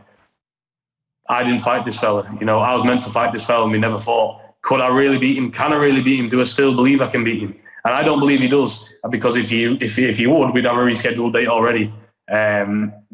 Jake Paul goes on about his work ethic, he wants to do all this, but at the end of the day, do the right thing, fight a boxer, because when he fights me, he will get 10 times more clarity, because he's fighting someone that's been doing it his whole life. I've won amateur titles, I've had professional fights. I'm a fully fledged boxer. Nobody can say I'm not. Look at the family I'm from, even though that doesn't mean anything. It's about me as an individual. I am a fighting man. And if he has got the balls to step up against me, he'll get a lot of credit for that. Whether he, when he loses, that's not, people will give him a lot more credit for fighting an actual boxer than fighting these 40-year-old men, retired MMA people. What's he doing? Come on. Like, if he wants to be a boxer, step up and fight a boxer. Let's stop playing games here. No one wants to see him. It showed this time around, the pay-per-view numbers. I mean, I don't know what they were exactly, but I know rumours come out for a reason, and he didn't do the best, and he put it out himself. It wasn't his best business night. And I wonder why that is. Nobody wants to see him fight 40-year-old men anymore. Get in the ring with a fresh 23-year-old who's been doing this his whole life and see how good you are. Test your skills then. It's a fair playing field. I'm not no amateur Olympic gold medalist. I'm not a world champion. It's an even playing field. But we'll see if Jake Paul works an even playing field. I don't believe he does. By the way, speaking of your family with that press conference, did it get uncomfortable for you at all? It became more about your dad and him at that point, and it got a little bit personal. I couldn't help but watch you and try to look at your body language because you're so proper and polite and well mannered. I'm like, what is Tommy thinking right now in the midst of all of this? There's not a lot you can think. When my dad's going off on one, I think everyone's seen his interviews and know the way kind of character my dad is. And when my dad's going off on one, you sit there and you let him go on, and he is a comical man. He's very funny when he gets going. But listen, it's all good. My dad's been in this game a long time with Tyson. He knows what building a fight is like. He knows what hype is like. He knows what people want to see. And it was trending for, I think, a week afterwards. So obviously he did something good, didn't he? But, my dad, once he gets into something, he's into it, 110%. And that's just what you see in there. Just a bit of fun. That's all it was. Has it become personal between you and Jake? Like when you're fighting these guys and you're climbing the ranks, 3-0, 4-0, whatever, they're just kind of opponents, right? That's the game of boxing. And only get, like Deontay and Tyson, those fights happen when you're 30-0 and whatever, 40-0. But between you and Jake right now, would you say it has become personal for you? Yeah, it's become personal because, this back and forth has been going on for some time now. And the fact that things didn't happen on December 18th, hold my hands up, it was through, faults out of my own hands. It has become personal in a way because we've got unfinished business. I want to prove to everybody that what I say I can do against Jake Paul. And Jake Paul wants to prove that he's a legitimate boxer and that he can do these things in the ring. So it has become personal because it's unfinished business, like I said. This fight should have happened in December and it's not. This fight needs to happen. There's a lot of people out there that want to see this fight. I do believe that out of every fight Jake Paul can take at the minute, boxing-wise, this is the biggest fight he can take. And I do believe he knows that. Because if I wasn't a big name or wasn't worthy of fighting, as well as I know, Jake Paul wouldn't be mentioning me. Because there's a lot of people who call Jake Paul out, and there's a lot of people who doesn't get a response. At the end of the day, this is the fight for Jake Paul to make, to prove whether or not he's a legitimate boxer and can be a legitimate contender in this game. He needs to come back, he needs to get this fight out of the way and get it done. But will we see it? I don't know. It's up to Jake Paul. I'm here. I'm ready. I want this fight. We're giving him everything, dates, a lot. Whenever he's ready, I want this fight. March, I'm ready to go. Did you really agree to that deal about changing your name? I've seen it about changing my name. And the weird thing again, it's just, it was like looking at a child's contract. He said, okay, change your name if he wins. I said, okay, no problem. Put the $500,000 in an account so that when I win, straight over, no games, because we all know what business can be like sometimes. But did he want to do it? No. So I thought, hold on a minute. If you're not doing this, you think I'm going to change my name? Not that it would have happened anyway, but business is business. I would have done that, no problem. I said, no problem, let's get it on. Because I ain't losing this fight. I'll just take another $500,000 off you. And that Jake Paul says a lot of things for the public. And he said that just to get the public going. But when behind closed doors between managements, I was game for it and said, no problem, put the money up in an account. He didn't want to do it. Jake Paul's a lot of talk. I've had a lot of talk. And I believe he's a very different person behind the cameras. And it's shown his true colours. So based on what you saw on Saturday, December 18th, what would be your prediction if you guys fought? Like, how do you think that fight goes? That fight doesn't go past 4 rounds. I know I've said, we've been back and forth a lot of time here, but after seeing that on December 18th, my own missus, who doesn't know anything about boxing, says, my God, this guy couldn't live with you. And everybody texted me that night saying, if you was in that ring on Saturday night, you'd have killed this man. Because that man can't live with me. Because if I was there, let's put it this way, if I was there on Saturday night and Jake Paul was standing across the other side of the ring from me and he come out and he didn't throw a punch, you think I'd stand there like this, just looking at him? I'd be straight into him because that's the type of man I am. You look at all my fights, whether they've been good performances or bad performances. I've never not thrown a punch. I've always been in there trying to win, trying to throw punches. And that's something about Jake Paul. I do believe he's wearing it getting hit. I don't believe he likes getting hit, whereas me, I don't care. I'll be into him. Because if he comes out against me and doesn't throw any shots, I'll be straight into him. And he knows that. He knows that fighting me is not an easy fight. But at the end of the day, if he wants to prove, his worthiness in this sport of boxing, he's going to have to take the fight. Because you can't keep fighting MMA people when you're meant to be a boxer. And that's just the way it is. By the way, before I have guests on the show, sometimes I like to do like a quick Google News search, see what they've been up to, if I missed anything.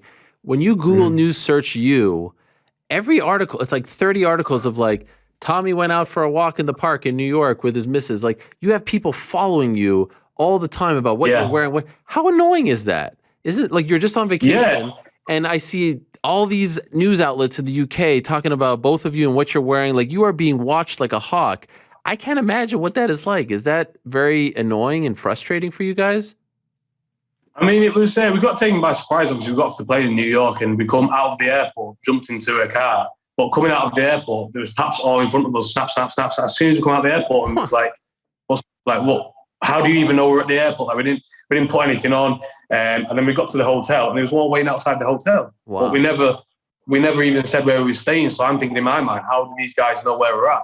And, whatever we did, walking through Central Park, walking through New York, just cameras in your face all the time. I mean, it's part of the parcel, it comes with the territory. But, there's certain times where you just want to switch off and relax, have a good time. We had a great time, but, you've kind of always got to be wary because there's always somebody with a camera in your face. There's always a front to put on. But that's kind of thing that I've pushed to one side, because I knew coming out of the show and living this sort of life, you've just got to be yourself. So I don't really mind the cameras anymore because I'm just myself. I've got nothing to hide, never had nothing to hide. So if you want to take a picture of me walking down the park with a coat on with some fur on the hood, do it. I'm not bothered what you do. Yeah. But, we're lucky to be in this position. We're lucky to be living the life we live as such young people. We're grateful every single day. And that's just it. Is it like that at home as well?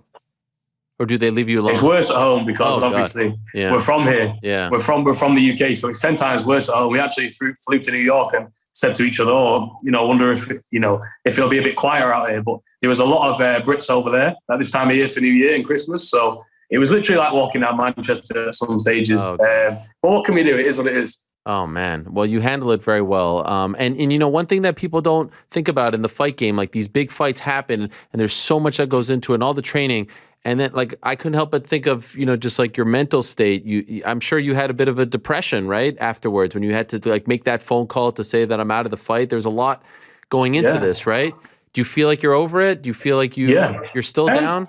When I made the call to, call this fight off for me and my team, that was probably the darkest, days that I've had in my whole life so far. Because when you train as a kid for that particular night, the big headlining show in Florida, it's in America, stateside, streamed all over the world. That's the moment you train for all your life. And when it gets ripped away from you for no fault of your own, really, it's devastating. That was the darkest times of my life. But, I've said to myself, I'm not going to let that carry on into next year because if I do, it's going to be a repeat of the same year. This year is all about positivity and positivity breeds positivity. I'm leaving all that behind in the past. I'm leaving all them setbacks in 2021. And 22 is my year. Whether Jake Paul comes or not, or whether he goes running. 2022 is my year, and I'm going to set the record straight. I'm going to keep improving. I'm going to win some titles. I'm going to enjoy my life. I'm going to take nice holidays. I'm just going to live life because life's too short to be worrying about anything. That's the kind of motto, what I've put in my head. If it's out of your hands and you can't control it, there's no point stressing about it. And that's the way I'm kind of living at the minute. So in conclusion, you're ready to go in March. You'd love to fight him in March.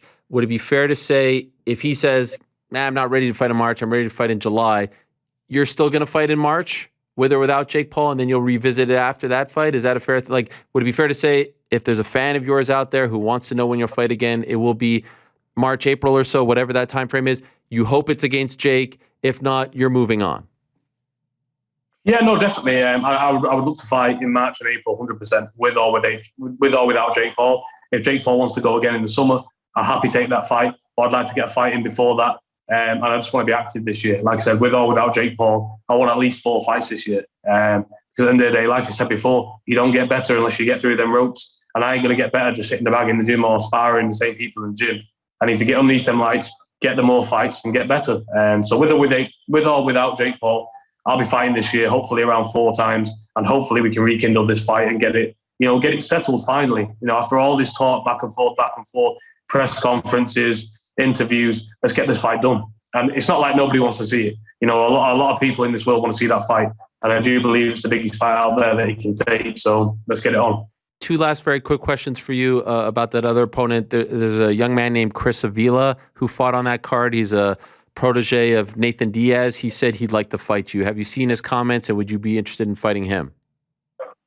I haven't seen his comments, no. I'm not a big follower of MMA. I never really have been. Obviously, I watch the big fights 100%, but I don't really know of him. I'll probably check that out. But he fought on that card and fought the guy that you fought in August, Anthony Taylor, and beat him. All right, okay. I don't want to go down the same path as Jake Paul fighting MMA people. I either fight Jake Paul or I either fight boxers. That's not a wave that I'm interested in. I'm either fighting Jake Paul, the fight that everyone wants to see, or I'm fighting actual boxers in my own craft. So that's all I've got to say on that, really. Fair enough. And the last one is a hot topic, as I'm sure you probably know, is he's going head-to-head with Dana White about fighter pay and all this stuff. And there are some people who think he's not being sincere, and there are some people who think he is being sincere, that he's trying to, bring change, as he is saying. Do you feel like he is, if you can maybe take away your personal feelings on Jake, do you feel like he is trying to change fighter pay and things like that? Do you feel like his intentions are sincere? I don't. Put it this way. I think Jake Paul does things that benefit him. If there's any benefit to Jake Paul or his production team or his team, full stop, I reckon he does it. If he sees a window of opportunity, he'll take it because he's an opportunist. So if there's no benefit there, I don't believe Jake Paul does anything to help anyone else. I think Jake Paul's the type of person that only helps himself, or benefits himself anyway. It's like, when he takes boxers into his, his company, his promotion, whatever you want to call it, that's all benefiting him. That's all bringing more eyes to him. Amanda Serrano, I see he helps her out very much, and he's done a great job with her, and he's given her a lot of fantastic opportunities, and he's done really well with her. But at the end of the day, I'm sure Jake Paul knows in the back of his mind that she's got that massive fight leaving with Katie Taylor. And that's the biggest fight in the world in the women's division, probably. And Jake Paul's not a daft man, and he knows that. And he knows that going into that fight, what promotion is she going to be with? Jake Paul's promotion, MVP. It's building his brand constantly. He knows this. So, I believe if there's opportunity for success, Jake Paul takes it. If not, I don't think he's really interested. Tommy, I appreciate you very much. Thank you so much. And thank you so much for doing this, hours after you just landed back home. Really appreciate it. Glad to hear you're feeling better. And I do hope in 2022, we finally get to see you and Jake Paul in there. Thanks so much for the time. Thank you very much, and God bless. Have a great year. Talk to you soon. There he is, Tommy Fury, the great Tommy TNT Fury, hoping to get that fight. Hard to argue against the notion that if Jake wants to fight a boxer next, that's the guy. You have the built-in, rivalry of the build-up. You've got the press conferences. You got the father. You got the brother. You've got everything, and it was snatched away from us just less than 2 weeks before the fight. And again, age, resume. I still feel like MMA fighters or not, you're beating Tyron Woodley. And perhaps in the boxing community, that doesn't mean anything. I think all of us here in the MMA community know who Tyron Woodley is, respect who Tyron Woodley is, know his resume, respect his resume. In my opinion, top 4 greatest welterweight champions of all time. And I don't care what happened in these boxing matches. Nothing that happened in these boxing matches will take away from what he did in the UFC. Now, can you say it hurt his legacy? Yeah, we can have that conversation. And it's a very "what have you done for me lately" type of world that we're living in. So if that's his lasting legacy in the world of fighting, it would be very unfortunate. It's maybe the last image of him in a fight. We'll see what happens.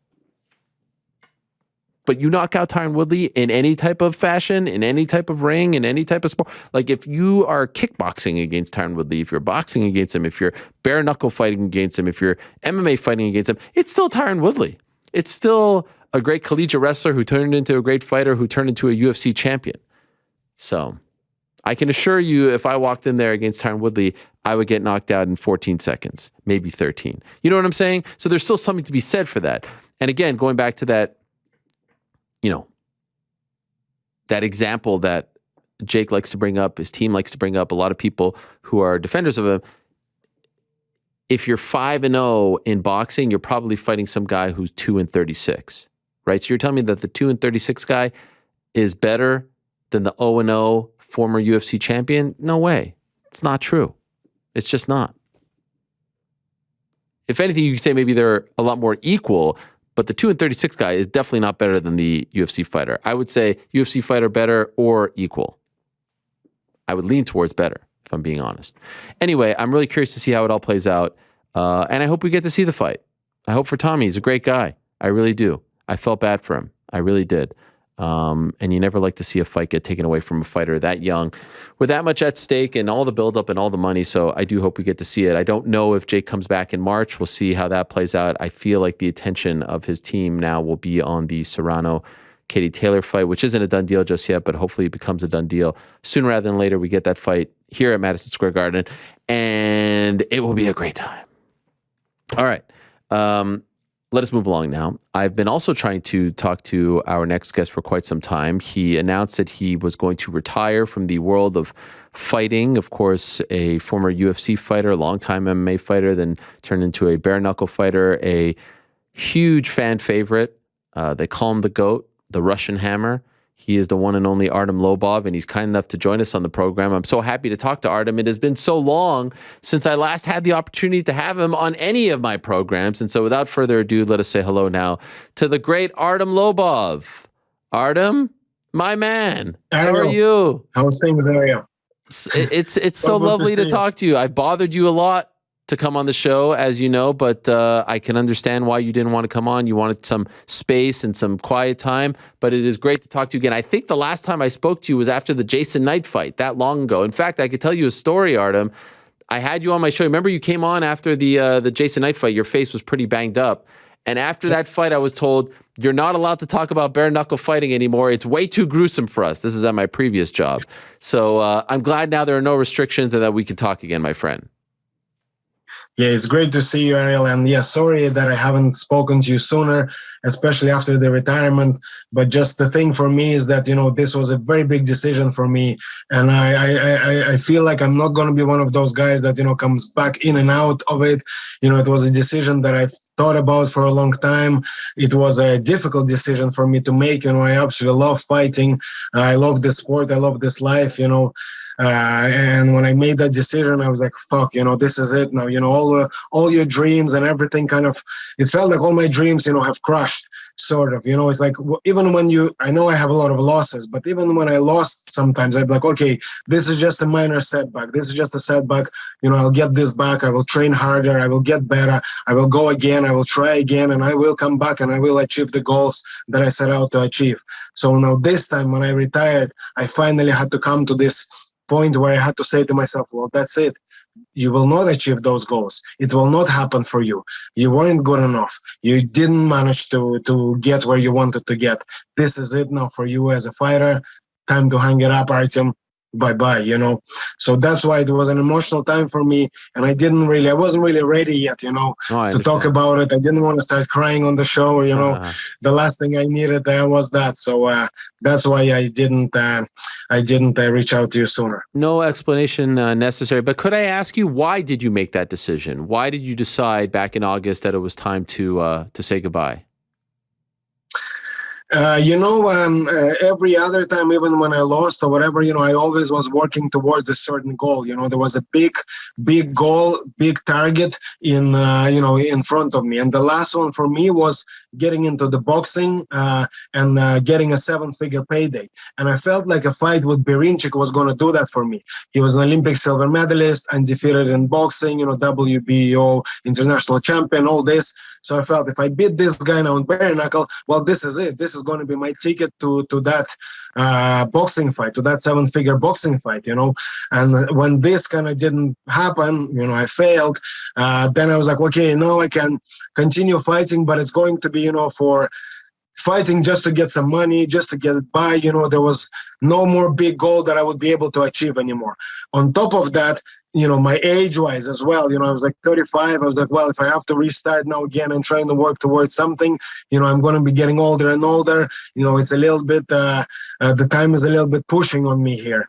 Another reason was the brain damage. Of course, it's, been in the news the last couple of years. It's something that I certainly paid attention to a lot. And I realized that, I'm going to need my health. I'm probably not going to make enough money fighting to just do me a lifetime, so I'm going to have to be doing something else, and for that I need a good working brain. On top of that, I have a kid now who I would like to be a good father to, hopefully be a good grandfather to his children as well one day. So all these things combined, I was just like, okay, mate, probably, it's time to hang it up and go pursue something else while you are still young and energetic and, know what's what, so that's why I had to make that decision. It was a difficult one, and don't get me wrong, I still have offers. There are still offers in my inbox, and actually I've got some of the better offers since Really? I retired, and I couldn't even believe it. Yeah, there was like, there was some offers were coming up, to like nearly $500,000, some of the offers that I've been getting here. I've got some shit offers as well, but I've got a lot of offers. But I just said it to myself. I gave myself a promise. Artem, you will not go back in there no matter what. Fucking make it elsewhere now. Doesn't matter what happens. Doesn't matter, how much you want to go back in there. Do not go back in there. There's only two ways that I go back fighting, as I mentioned before. The Tuivasa fight, that goes without retirement. I don't care if I'm retired or not. I always want that fight, no matter what. And if somebody wants to make my dream come true and offer me 7 figures, well, then it's going to change things up, a lot. And a lot of the issues that I just mentioned for my retirement, they will not be playing as big of a part anymore, because 7 figures, could allow you to set up your financial future for the family. And that's a big thing for me, of course, and open up a lot of doors as well. So I would consider, coming back for those 2 reasons, the Huga fight or 7-figure payday. How difficult is it, though, to say no to some of those? I mean, still, like if it's, several $100,000, that's still a nice amount of money, right? I mean, there was a period you weren't making close to that. So how difficult is it? Very difficult. And the thing as well, all this have been like with some YouTubers, like oh God, but in Russia, I've had an offer from Poland as well to box a YouTuber there. So it's kind of, I understand, like, wow, I used to fight like really tough guys for 100 euros, 500 euros. Now I'm getting offered to, box exhibition bouts against guys that aren't even, that good. And, I have to turn it down. But I'm like, look, are you a man of your word or you're not a man of your word? That's what I ask myself when I look in the mirror. And there's no in between with that. With fighters, you have good guys, you have bad guys, and then you have guys in between. With your word, you're a man of your word, and it means everything, and it's worth everything, or you're not, and then it's worth nothing. And that's what I often do. I look at myself in the mirror and I ask myself that question. So I was like, look, that's it. You made yourself a promise. Now be a man and stick to it. This is why you're one of my favorite people that I've ever met in this sport, because you're a man of integrity. In fact, I see often, like even on Twitter, I see you giving advice to fighters. I see you talking about things. There's a lot of shady people in this sport, as you know. There's a lot of shady things that go on in this sport. There's managers acting as promoters who are signing fighters to their promotion. And you know what I'm talking about. It's all kinds of crazy stuff going on. And I see you trying at least to steer the fighters in the best direction possible. A lot of people don't do that in your position. So I give you a lot of respect for that. Why do you feel the need to do that? Because I obviously, this has been a sport, not just a sport to me. This has been my life. I live and breathe MMA. I absolutely am in love with the sport. I think back to the time when I was in the bank, and the big financial career was ahead of me, but I just couldn't concentrate. I'd be sitting behind my computer and all I could think about was fights. I just, it was always in me. I was so passionate about it. There was nothing else that I could have done. So for me to see, all this inequalities, and all this dirty rats in the sport, like fucking people over, fucking fighters over, and it's so easy because when you're young and you're gullible and you have all these dreams and you only think about the positives, it's very hard to imagine bad things that can happen to you. Unfortunately, they do happen. So, I feel that it is my job sort of as somebody that's been through all this, warn fighters. And on top of that, I've been very recently involved in a very, very bad deal, as I mentioned to you, with somebody who was a friend of mine before and then became my manager. And this is something that I want to share with you guys here. So that's why then there is. Yeah, so that's why I asked you the question as a gateway to this topic, because I know this is something that has been weighing on you very heavily. So can you tell us what has been going on with you and your now former manager as of late? Yeah, I will say this. This is a long story that took 2 years to resolve, and there's going to be a full video uploaded. I've uploaded it on some Russian websites already. I will upload it, and so I'm going to give you a shorter version now because the full video is like nearly 40 minutes long. Oh. So I'm going to show here as well. This just so people don't think I'm reading. I have a little notes here, just one page. Wow. Because it took 2 years, you know, I don't want to mix things up and don't want to, confuse things. So I have a little notes here for me. So the story started at the end of 2017. My friend of mine, an old friend of mine, somebody who was a friend of mine, Artem Lobov, his name is. He was a Fight Nights Global matchmaker. And we were sitting in Moscow one day at one of their events. It was end of 2017. And we were talking about different things. And I mentioned to him, I said, look, I don't have a manager now. And he says to me, look, I'm a matchmaker now, but says, I always wanted to be a manager. This has been a dream of mine. I'm good at it. I want to do it. And I know a guy for a while, he seems to be a good guy. He doesn't seem to be, he seems to be smart enough, and he's passionate about it. So I tell him, I said, look, man, you want to try being my manager? I have no problem at all. I said, look, we're friends. I give you 20%. Whatever you find, you bring, I give you 20%. If it's my own deal and I find it, then I don't pay you. But whatever deal you find, 20% is yours. Says, yeah, that's perfect. That's great. Immediately, he, literally within a day or two, he wants me to sign a contract. And we're sitting there, he puts a contract in front of me. And I'm like, which I trust him. And he says to me, look, this contract is just, it's nothing, just formality. He says, if we ever decide that we're not going to work together anymore, you just tell me and we go our separate ways, no issue. So I don't even read the contract. I literally sign it right in front of him. I felt a bit awkward to read it. I probably should have, but this is my friend who I trust. I'm not going to start reading the contract every page in front of him. So I opened the last page, I signed the contract, and that's it. So we start working. He can't find really any deals for me, but we keep working. And now this is the beginning of 2018. And he comes to me again and he says, Artem, look, he says, the Fight Nights global situation is very difficult now with finances. They don't really have as much money as they did before, which is unfortunate. I said, look, I understand that. So then he says to me, I want to leave being a matchmaker. I don't want to be a matchmaker anymore. I want to have my own management company. And let's two of us set up a management company together. We will split it 50-50. You have all the contacts. You speak English. You know everybody out there. I have the contacts in Russia. I'm here in Russia, and I will be like the main guy. I'll be the manager, and you're just going to be the face or whatever. So I say, okay, sounds good. Let's do it. And we set up what's called the Gagarin Sports Management. We split it 50-50. He has all the paperwork.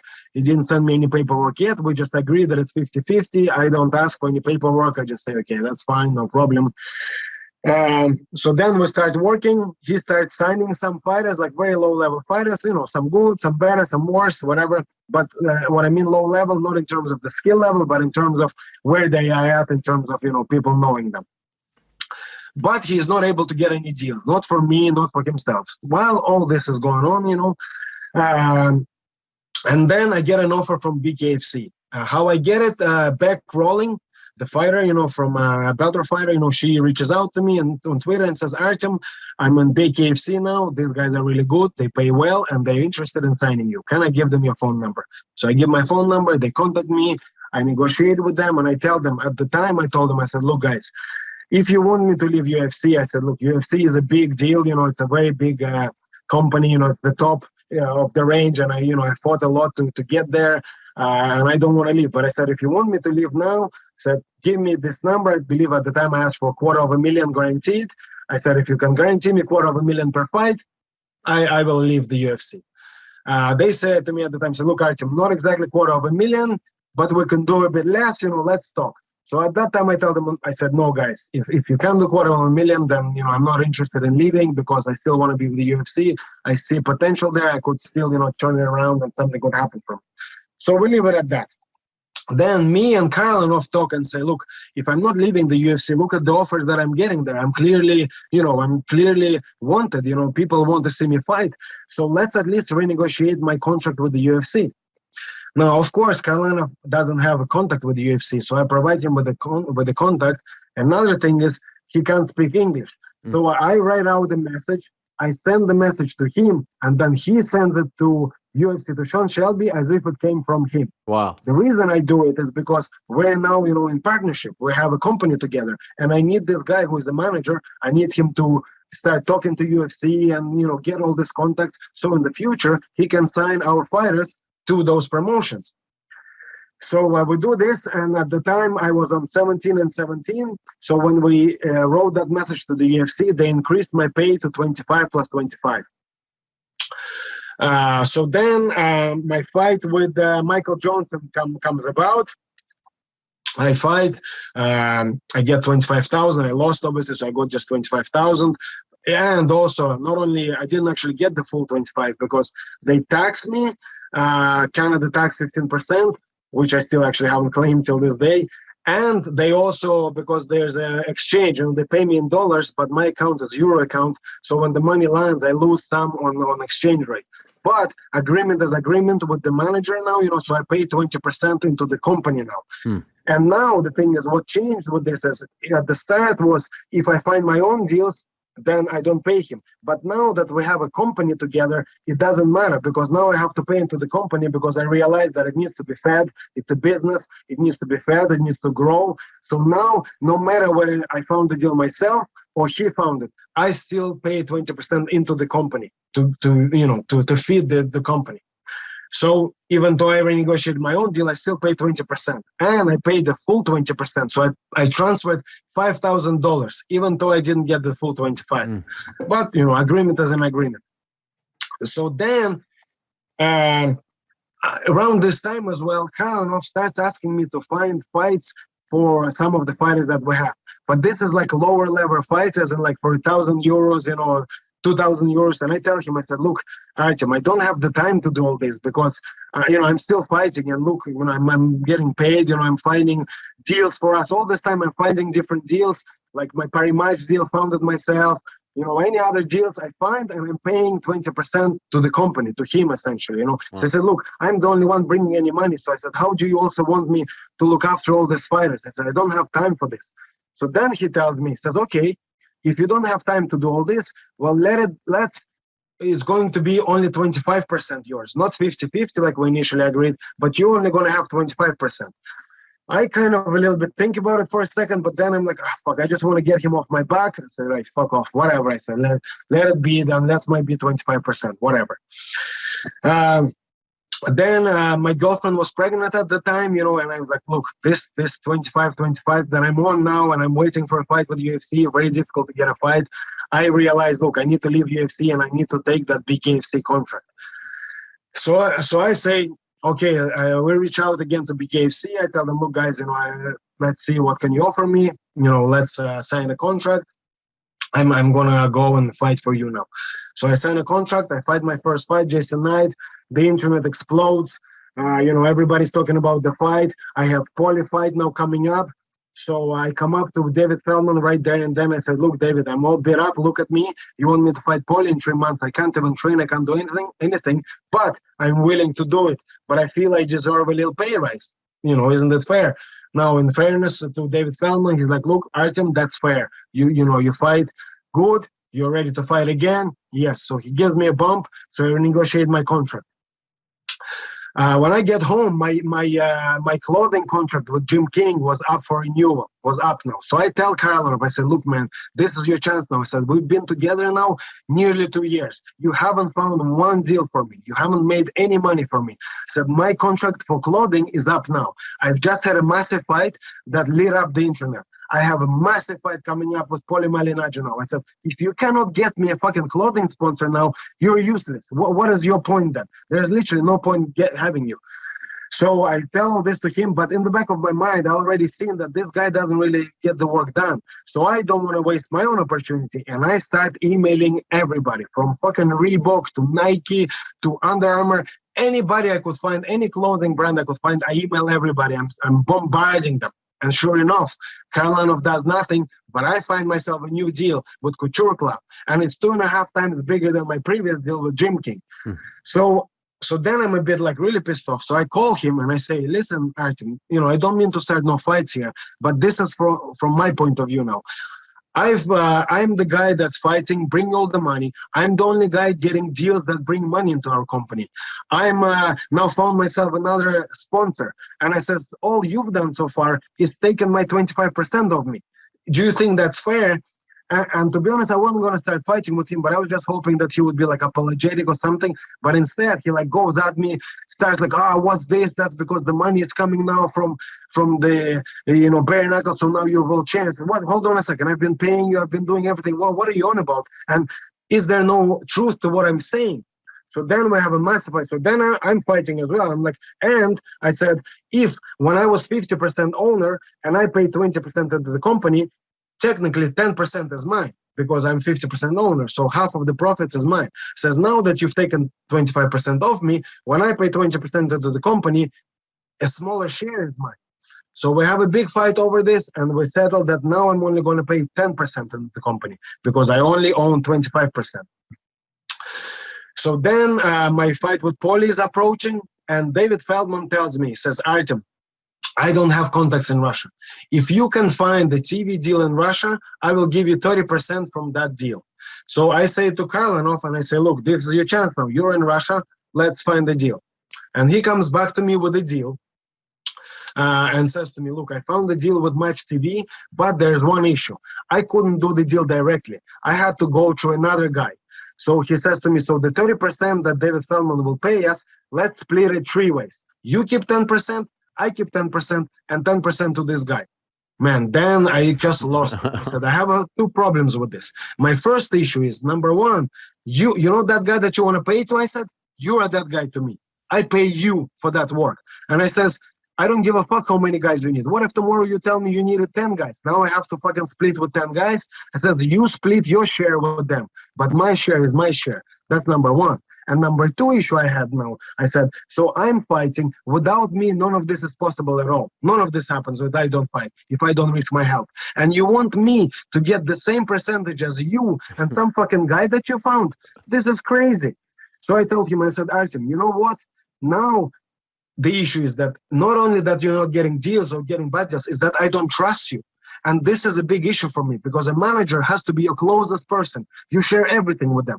And now I realize that you're trying to set me up, give me all these shitty deals. I don't trust you. I said, look, we spoke about going separate ways. Let's do that now. And I said to him, I said, look, and fair is fair. I understand that this is sudden. We're splitting up.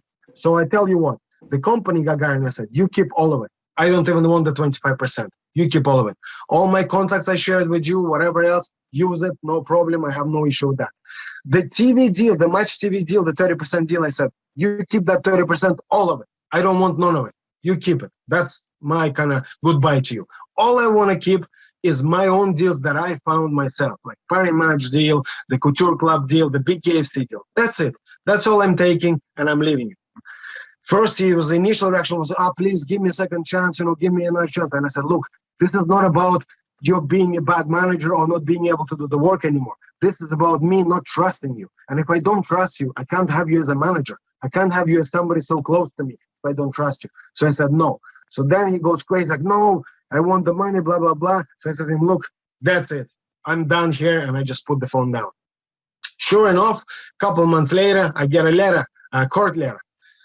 Saying, okay, you have a court case. For me, I say, okay, that's no problem. I hire a lawyer. We go for the first court date. The first court date happens. Him and his lawyer, they have nothing. The judge is like, what the hell is this? So they ask for the court to be moved to another date. So they move the court to another date. We go to the second date. The same situation repeats itself again. They don't really have many facts. They don't have anything. They again ask one more time the judge to move the court case again. So we move it again, and then suddenly COVID hits. COVID hits, and every court case is canceled. Everything is canceled, except mine. And I was like really, surprised by it. So I called my lawyer, said, what's going on there? He says, they're probably, sick of this guy. They just want to, throw him out already because that's it. So I'm like, okay, lovely. Court happens, very short fucking meeting, and they rule it in his favor. Literally, he didn't provide any new evidence, didn't bring anything. Literally zero. He was asking to move the court, brought nothing new, and suddenly I lost. I'm like, what's going on? And look, I don't want to say anything here on camera, but as my, lawyer suggested, said, look, there's something shady going on. Something, maybe a bribe or something, because this is not right. No, in my mind, I'm like, fuck it. You want to play that game? No problem. I don't give up. As you see in my fights, motherfucker, I don't tap out. So we appeal the case. The appeal gets set. And now I want to be even more prepared. So before the appeal, I requested this letter from David Feldman. I don't know if you can see it, but this is an official letter from David Feldman stating that I negotiated my contract myself with him, that I've done everything myself without any assistance, and everything is done by me. Official letter. So I bring this into the appeal, but the appeal judge doesn't even want to hear it. Within 5 minutes, literally, my hearing was 5 minutes. She doesn't accept this. She says this is not evidence. She says that's it, and she throws it out. So I lose the appeal as well. And I'm saying, what do you mean it's not evidence? The whole court case is over my BKFC contract. I have the fucking letter from the president, official letter, stating that I've done all the negotiation myself. How is that not evidence? And what the fuck is evidence if this is not evidence? But I lose the case. Now again, the Russian hammer don't tap out.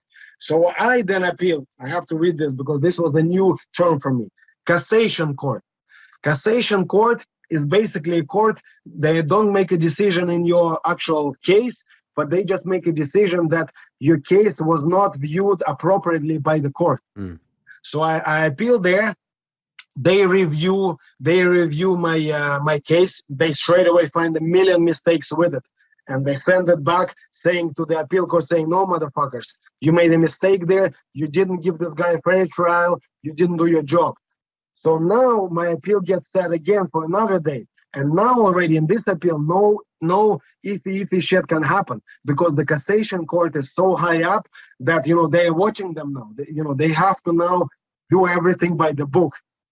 So, of course, my appeal happens. And this is the letter I want to show you that he brought into the fucking thing. And this is a fake letter. You probably can't really see it. Yeah. It's like this is just an email, basically. Yeah. It's a fake email from David Feldman, if he claims. And it reads that he basically did the negotiation. It's just an email. It's not an official letter. It's just an email. Now, not only that, it is so badly done that in this email, his name is written with Russian letters, with the Cyrillic letters.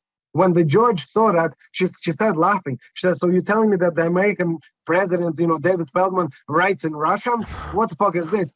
They kind of like, they realized they fucked up, and his lawyer just says, well, he's of Jewish descent, of American Jewish descent, there's a lot of Russian Jews, maybe something, she tried to, but the judge literally just started laughing, burst out laughing. She kicked them out of court, and the Russian hammer won. And I won my court case. That's how you won? Yes. Holy. Now, Ariel, there's another twist in this story. Wait, when was that, by the way? When was that? Before you tell me the twist, when did that happen? When did you win? I won in just in July, August. Wow. Just August. Okay. And what's the twist? And the twist is another twist. So, while all this was going on, if you remember, I signed with a French promotion, MMA promotion. Yeah. To fight in Paris, right? And it's happened to be the matchmaker of that promotion. His name is Gane. He's a French guy. He has a fighter. He's also not only matchmaker there, he is actually a manager. He manages a lot of fighters as well. And one of his managed fighters is Tony Johnson. So when I was meant to fight there, and because Tony Johnson used to fight in Fight Night Global, Gane also knows Karlanov. They also know each other. So when I got signed to fight there, Karlanov messaged Gane asking how much am I going to get paid for my fight and saying that I owe him $70,000. He was trying to get his money back through my, my purse. He was trying to, get them to send my purse to him rather than to me. But Gane immediately messaged me all this, sent me a screenshot and showed it to me and said, Artem, You don't even have to explain anything to me. And he says to me, that guy is a Georgia motherfucker. And he tells me this story. He says, when Tony Johnson used to be signed in Fight Nights Global, and Karanov was the matchmaker, we would be asking them, say, what's the story, fights, whatever. And Karanov told them basically, listen, if you want to fight there, you have to give me 10% of your purse. So he was basically stealing money from Tony Johnson. You know what I mean? Saying to him, look, if you don't give me 10%, then there's no fight. Just doing the Georgia thing. And obviously, Tony and the manager, Guillaume, they didn't want to do this. But as you know, opportunities are very few in this world of MMA, and they had no choice but to accept that raw deal. And you don't have to listen just from me. I've sent you a video of Tony Johnson confirming those words himself. So that's what that guy was doing. So Guillaume tells me, look, he's a very dirty guy. A guy like this, in his position, stealing, robbing from fighters who already fucking struggle to make ends meet, that's not a good person. So he says, I know what you're telling me is the truth. And he says, don't worry about it. Your purse is safe. You're going to get every cent of that. And that motherfucker is not getting nothing. First of all, congratulations. Well freaking done, Artem. You don't tap in the cage. You don't tap in the courtroom as well. So good man. And I can't imagine how that whole ordeal felt. Did you retire because of this? Did the stress, did it make you hate the sport? Did it turn you off? I mean, you said August. That was around when you retired. So I was wondering if the two stories were combined. Not at all, Errol. It just happened that it kind of at the same time, but I retired for all the reasons I mentioned. Gotcha. But I'm not going to lie, this whole situation have given me a lot of stress. And another thing is the court was supposed to be the second appeal. I was supposed to win in July before my fight, which I was really looking forward to. I was thinking, okay, I win the court and then go and fight. But this motherfucker submitted this fake fucking email and asked to move the court date again to August. So then I had to go into a fight fucking with this thing in the back of my mind. No excuse at all. Look, I was beat fair and square, not at all, but just, something that obviously was weighing heavy on my mind throughout these 2 years, Of course. After all of this, have you ever heard from Artem again? No, I've never heard from him again. I don't even want to hear from him again. You know what I mean? I know everything I need to hear from this motherfucker. Yeah, I was just wondering if he tried to reach out to you, and I don't know. I was just curious. No, another actually moment that I want to mention here, when he got the decision, the initial decision, when he won that, he tried to actually email me at that time saying, give me the money now or else I'm going to, go to all the news publications. And he did that. And I was so honestly, pleasantly surprised that none of the Western media printed it, and they actually messaged me and they said, Artem, we know you all too well. There is no way in hell that you could have done something like that. We know that this guy is lying. And not one printed it. Although it would have been big news, like me story with the manager, but not one printed it. So, I want to thank everybody that, reached out and then, gave me the benefit of the doubt. I really appreciate that.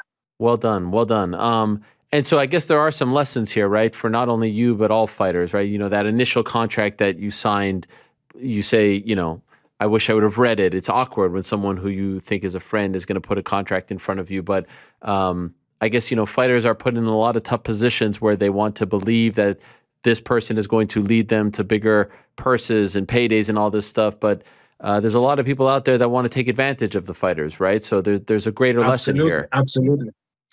Yeah, and another thing, actually, Errol, I want to mention quickly here is about Kamil Gadjiev, the Fight Nights Global president. Yeah. Because he was asked by the Russian journalists about this whole story, and he was shown a video of Tony Johnson and everything. And his comment was saying there is no way that Karlov did this to Tony Johnson. And he said that Tony Johnson is just looking for a spotlight.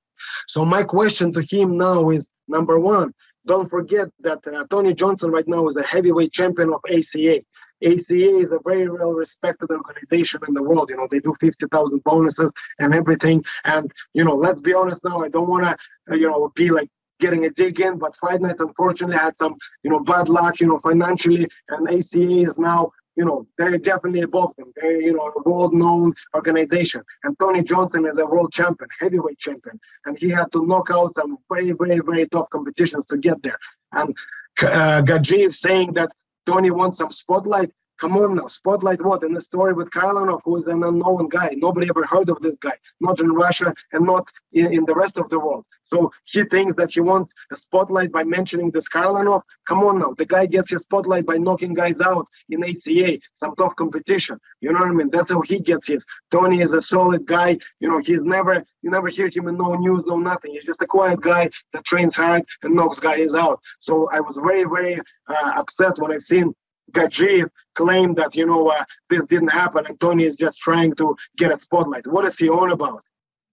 Good man. Could I ask you at this point, like what does Artem Lobov do? Like what is your career now? Now that you say you're not going to go back to fighting, how are you supporting yourself, your family? What's the next chapter?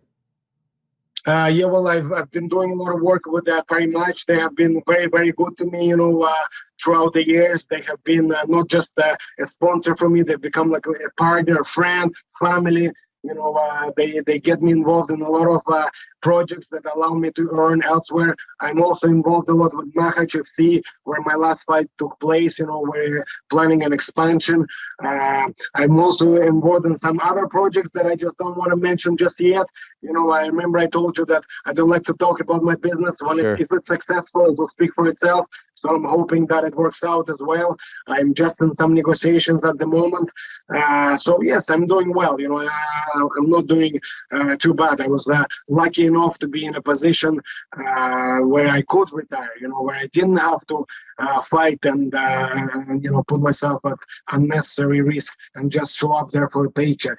I was fortunate enough to have the people in my life that allowed me to retire now and still healthy and able. So you're in a good spot. You're content with everything, how it all played out. Yes, I'm very content. My kid is growing. I love him to bits. So things are good. Things are good. Could I ask, what do you want your legacy to be in MMA?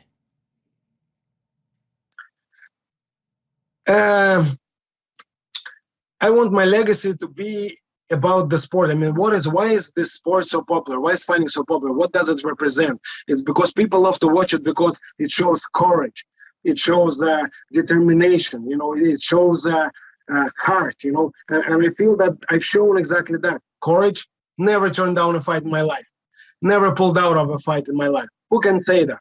Not many. Isn't that courage? It is courage. Going into the fight with fucking temperature fever, 40 degrees, Celsius, when you can barely get up and you realize you're just going to get an ass whooping here because you can't even lift your arms. But no, there's no way I can not show up to a battle that I agreed to, that I said I'm going to show up to. No way. I'd rather take a loss than not show up. That's courage. Heart.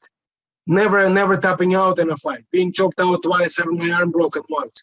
I've never tapped out no matter what. Lost many, but never tapped out. Not one man can say that he made me quit. He made me tap out. Those things I want them to be, I want my legacy to be about that because I feel that's what the sport is about. And I feel that sport needs more of that. And to be honest with you, I see a lot more of that coming now. There's a lot less record fighting starting to happen. Sport is going in the right direction. I'm very happy where the sport is going.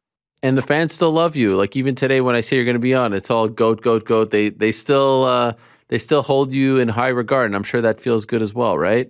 Yes, I want to say big thank you to the fans, and they've given me my favorite one of all the ones that they say. The way John Kavanagh says, win or learn. Well, the GOAT one, as said by the fans, I win even when I lose. Even when I lose, I still win. That's right, motherfuckers. Thank you for that. Really appreciate it. Choo-choo, motherfuckers. The GOAT never quits. I love it, Artem. Artem, so great to talk to you. I'm happy it all played out. Do you feel like you got everything off your chest? Is there anything else you want to say? Yes. Thank you so much, Ciryl. I got everything off my chest. I felt this was important. And I'll be honest with you, I actually didn't even want to do it because once the story was over, I was like, fuck, I just want to forget it and put it behind me. But I was like, no, I can't let this motherfucker get away with this. Because that's what happens every time. And in fairness, when I reached out to Tony, he wasn't the same way. He said, look, it's in the past now. I've forgotten about it. And I said, Tony, come on, man. We can't let this motherfucker get away from this. This was a very Georgia thing that he done. He stole money from you, stole money from your table. He stole food from your family. In a Georgia way, we have to get this guy. And that's why Tony recorded that video. So I want to thank him once again for, having my back as well on this. And I want to thank you as well, Ariel, for having my back on this also. Always. And thank you all to all the fellas that have my back also. And the haters, as always, thank you too, motherfuckers. Never forget the GOAT. Choo-choo. I love you, Artem. You're the man. Thank you so much. Good luck to you in this new chapter. My best to your family, and come on anytime. You're always welcome here, my friend. Thank you so much, Ariel. Really All appreciate right. this. There he is, Bye. the Russian Hammer, the GOAT, Artem Lobov, joining us. Wow. I feel like you can clip off that choo-choo at the end there. What a legend. What a freaking legend. Artem Lobov. If you're newer to MMA and you're going to look up Artem Lobov, if you haven't been watching for a very long time and you're like, wait, this guy, what's his record? What is his official MMA record? 13, 15, and 1. You're like, what is the deal? Trust me, you see it there in the end. You see why people love him so much. You see why people defend him so much, support him so much. We talked about the GOAT thing, and he knows what it's all about, and he knows that it's in jest and all that, but one of the great characters of the last decade in MMA, and pretty amazing that with a record like that is still so beloved, so revered after all these years. So thank you very much to Artem Lobov. I'm glad that it all worked out, and there's obviously lessons there, not only for fighters, but in life as well. I see contracts sometimes like, I don't want to read this, but you got to read everything. You got to check everything. You got to be careful with who you trust. You got to be careful with who you surround yourself with, not just in fighting, in all walks of life. So, and he really does a great job. Like he's active on social media, and just a great guy, very supportive of me. You know, when I went off and did my own thing this summer, he was very supportive, retweeting my stuff. I really appreciate him, but you can see him quite often giving advice to fighters, weighing in on things about, you know, guarantees and managers and pay and all that. A lot of people should listen to Artem because he has seen it all, he has done it all, he's experienced it all.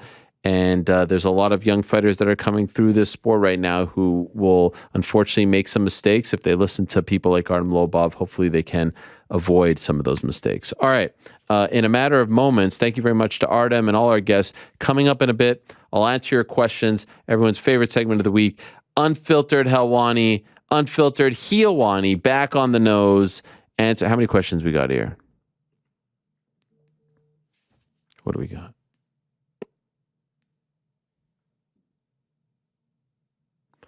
How many questions? How many questions? Sorry. No, not the right. 74. Okay, that's a good number. All right. Matter of moments, though. Well, so I answer the questions at the end of the program. Matter of moments, though, we'll check in with GC. Before we get to GC, though, as you all know, we've hit the final week of the pro football regular season. Yes. And college football is heading into the national championship. I do believe GC is going to the national championship. Yeah. DraftKings Sportsbook has an unbelievable offer. I'm just vibing right now. Vibing. Yeah. To get all the fans in on the action for this exciting time on the football calendar. Big Bills game this Sunday. Bills-Jets. Going to wrap up that AFC East division. Get that title back-to-back. A lot of people thought that we were done. Never done. New customers can bet just $5 on any football team to win their game. I know who I'm betting on. And if they do, you win $200 in free bets. 200. 200. So let's wind down the season with a big win, my friends. If Sportsbook isn't available yet in your state, you can still find your way to the winner's circle. Everyone can play for huge cash prizes with DraftKings Daily Fantasy Football Contests. DraftKings is giving away all new customers a free shot at millions of dollars in total prizes with their first deposit. So download the DraftKings Sportsbook app right now. Use promo code THEMMAHour. Bet just $5 on any football team. That's college or pro. There's only 2 college teams left. And win $200 in free bets if they're victorious. That's promo code THEMMAHour this week at DraftKings Sportsbook, the official sports betting partner of MMA Hour. Must be 21 or older. New Jersey, Indiana, or PA only. New customers only. Minimum $5 deposit and $1 wager required. One per customer. Restrictions apply. See DraftKings.com/sportsbook for detail. Gambling problems? Call 1-800-GAMBLER. Yeah.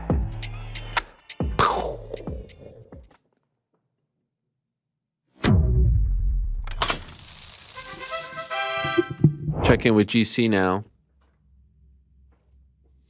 who's heading to Indy. I was going to say, a lot of mention of that national title, no mention of the teams playing in it. Oh, you don't think I know? Well, I know Georgia. I don't know, do you know? I know Georgia. And of course, I know Alabama. They laid the smackdown on Cincinnati. I have to say, very underwhelming semifinal games. Don't like the fact that they're happening on New Year's Eve. I know that's a hot topic, right? Isn't that annoying? So I actually like it on New Year's Eve, especially when my team's playing. It gives me something to do that night. It's fair enough. Yeah, I like the New Year's Eve, you know. But yes, Georgia will be heading to Indianapolis, and as you're will heading. I. Yeah, you're heading. Is it your first national championship? Oh yeah, first national championship. I don't want to go because my team's in. I mean, you got to spend a decent amount of money to get there. Now, haven't they played in the national championship before? So they actually have in Atlanta. Oh, when wow. I lived in Atlanta. What the heck? I was a college student. So right. Yeah, it's a long story. I had to forfeit my tickets because I didn't go to the Rose Bowl game. It's a whole wow, really? Thing. Yeah, you had to go to the Rose Bowl or you had to forfeit the national title tickets. I couldn't get out to California. It's a whole mess. Okay. And who are you going with? A couple of my friends. Wow. 2 that went to Georgia, 1 that did not, but is just a Georgia fan. So just coming along for the ride. Yep. Yeah, touching down in Indy on Monday. And you'll be joining us from Indy. I will be joining you supposedly. from Indy. Yep. Yes, that's the word. There's that's no what supposedly about it. I got internet connection out there. Yeah, no, that's what I hear. They have it. By the way, most famous Georgia alum, Bill Goldberg. You know Bill Goldberg? Yeah, like Goldberg, the WWE wrestler. Yeah, he played for University of Georgia. Yeah. Did you know that? Yeah, he played for the Falcons too. Played for the Falcons. Cup of coffee, but he was actually really good. Really good with the Bulldogs, I do believe. Is he the most famous Georgia alumni, though? Him and Herschel Walker. Ryan Seacrest. Oh, really? Yeah. Wow. Honorary alumni now. He attended the school, didn't graduate. Oh, get out of here with that. Really? That's the first name you're going to mention? Maria Taylor. Taylor. Chandler, the guy that was the coach in Friday Night Lights. Oh. Chandler, whatever his name is. Yep, Georgia alum. What's his name in the show? Coach Taylor. Coach Taylor. Oh, what a great show. What really getting in the weeds here. Yeah, yeah. But yes, Monday I will be there. Greatest football player ever from Georgia? I mean, probably Herschel Walker. Yeah, yeah. Quite the Twitter follow these days. I don't know if you follow him on Twitter. Herschel Walker? Yes. I don't know. Do you follow Herschel Walker on Twitter? No, I don't, but I know what's him going and his son get very political. Holy smokes. Dude. I mean, when I was in Georgia at Christmas, there's like, I saw a few buses wrapped in like Herschel for governor or Senate or whatever he's running for.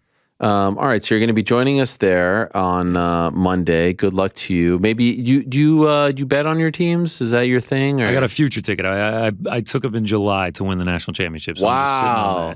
Were they preseason favorites? No. Not even close. They were third. They were close, 3rd or 4th. What was Ohio it? State, Clemson, plus 600. So wow, 6-1. Yep. Look at you. A lot of great feedback from the award show on Monday. A lot of people, a couple people were like, "Yeah, KO of the year was a little underwhelming." Didn't love some of the picks. There's always going to be some criticism, but I thought overall we got some good feedback. I think we covered most of the ground that we needed to cover. Everyone got their due. Everyone got their shine, their love. They maybe didn't get the award, but they got the honorable mention. I feel pretty good about it. What about you? First one in the books? Yeah, I feel good. I got one under my belt now. I feel like I know how to prepare better. 2022, I'm going to be watching out for candidates throughout the year. I'll be able to log them, track them better. It's not going to be, I'm not going to be caught off guard like this year. There was a subtle shot at the end. I remember hearing you sort of said that like New York Rick and I only kind of go for like the main event guys. You're like, oh, I see this as this kind of award show. Like we're not really getting into the weeds, right? You said that. Did I say that? Yeah, you were like, oh, I see it's like this kind of award show. Oh, now I get what it's like. Something like that. You said something like that because we weren't getting like. No. You ripped on Rick for taking Kamaru Usman. That's what I heard too. No. And then you heard this too. You heard this too. That's what I heard. Wait, and then he ripped on you for Anderson Silva, and then you guys both ended up taking them later in the show. I was like, okay, I see how Frank, he's mixing two things. Hypocrisy. You think he's mixing two things? Yeah. You guys backed me into a corner, not only literally. Yes, not only figuratively, but also literally. I was forced to take the corner seat. I fought for the middle one hard, but of course, no. I think the corner seat is great. Although I feel like the Happy New Year stuff is a shot at me because I said like you can't do it. I mean it's January 5th for God's sakes. I think we're still putting up the Happy New Year. We're still in the one. I mean, have you seen next? the Curb episode? Yes, Happy of New course. Year. Yeah. Well, a lot of people, and yeah, he says what? January 3rd, January 4th. I felt bad. Tommy Fury wished me a Happy New Year, like literally 30 minutes after I went on that. Should have hit him with that. Yeah. Yeah, it feels a little bare now without the Christmas lights, you know?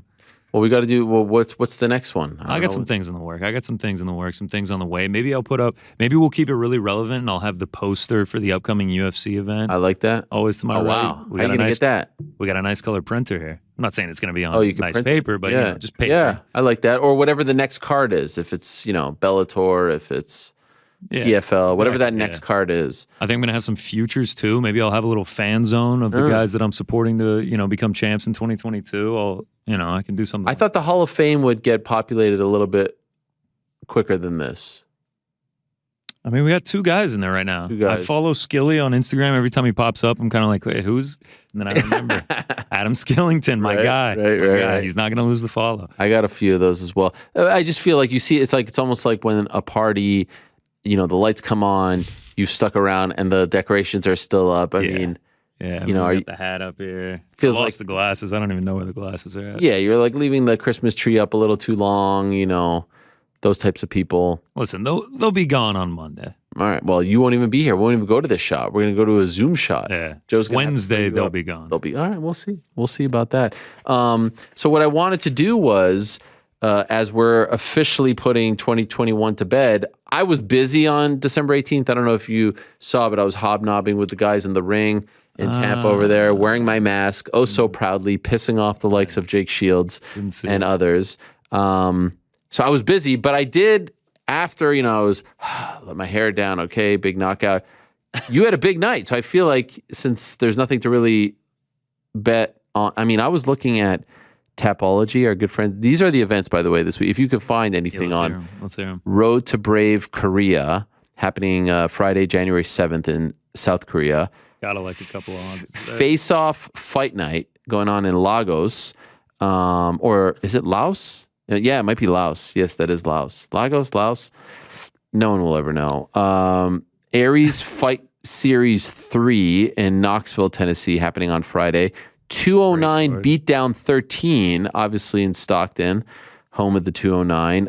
Reality Fighting in Connecticut. MMA X FC 21. Shout out to Art of Combat SC 15. And that's it.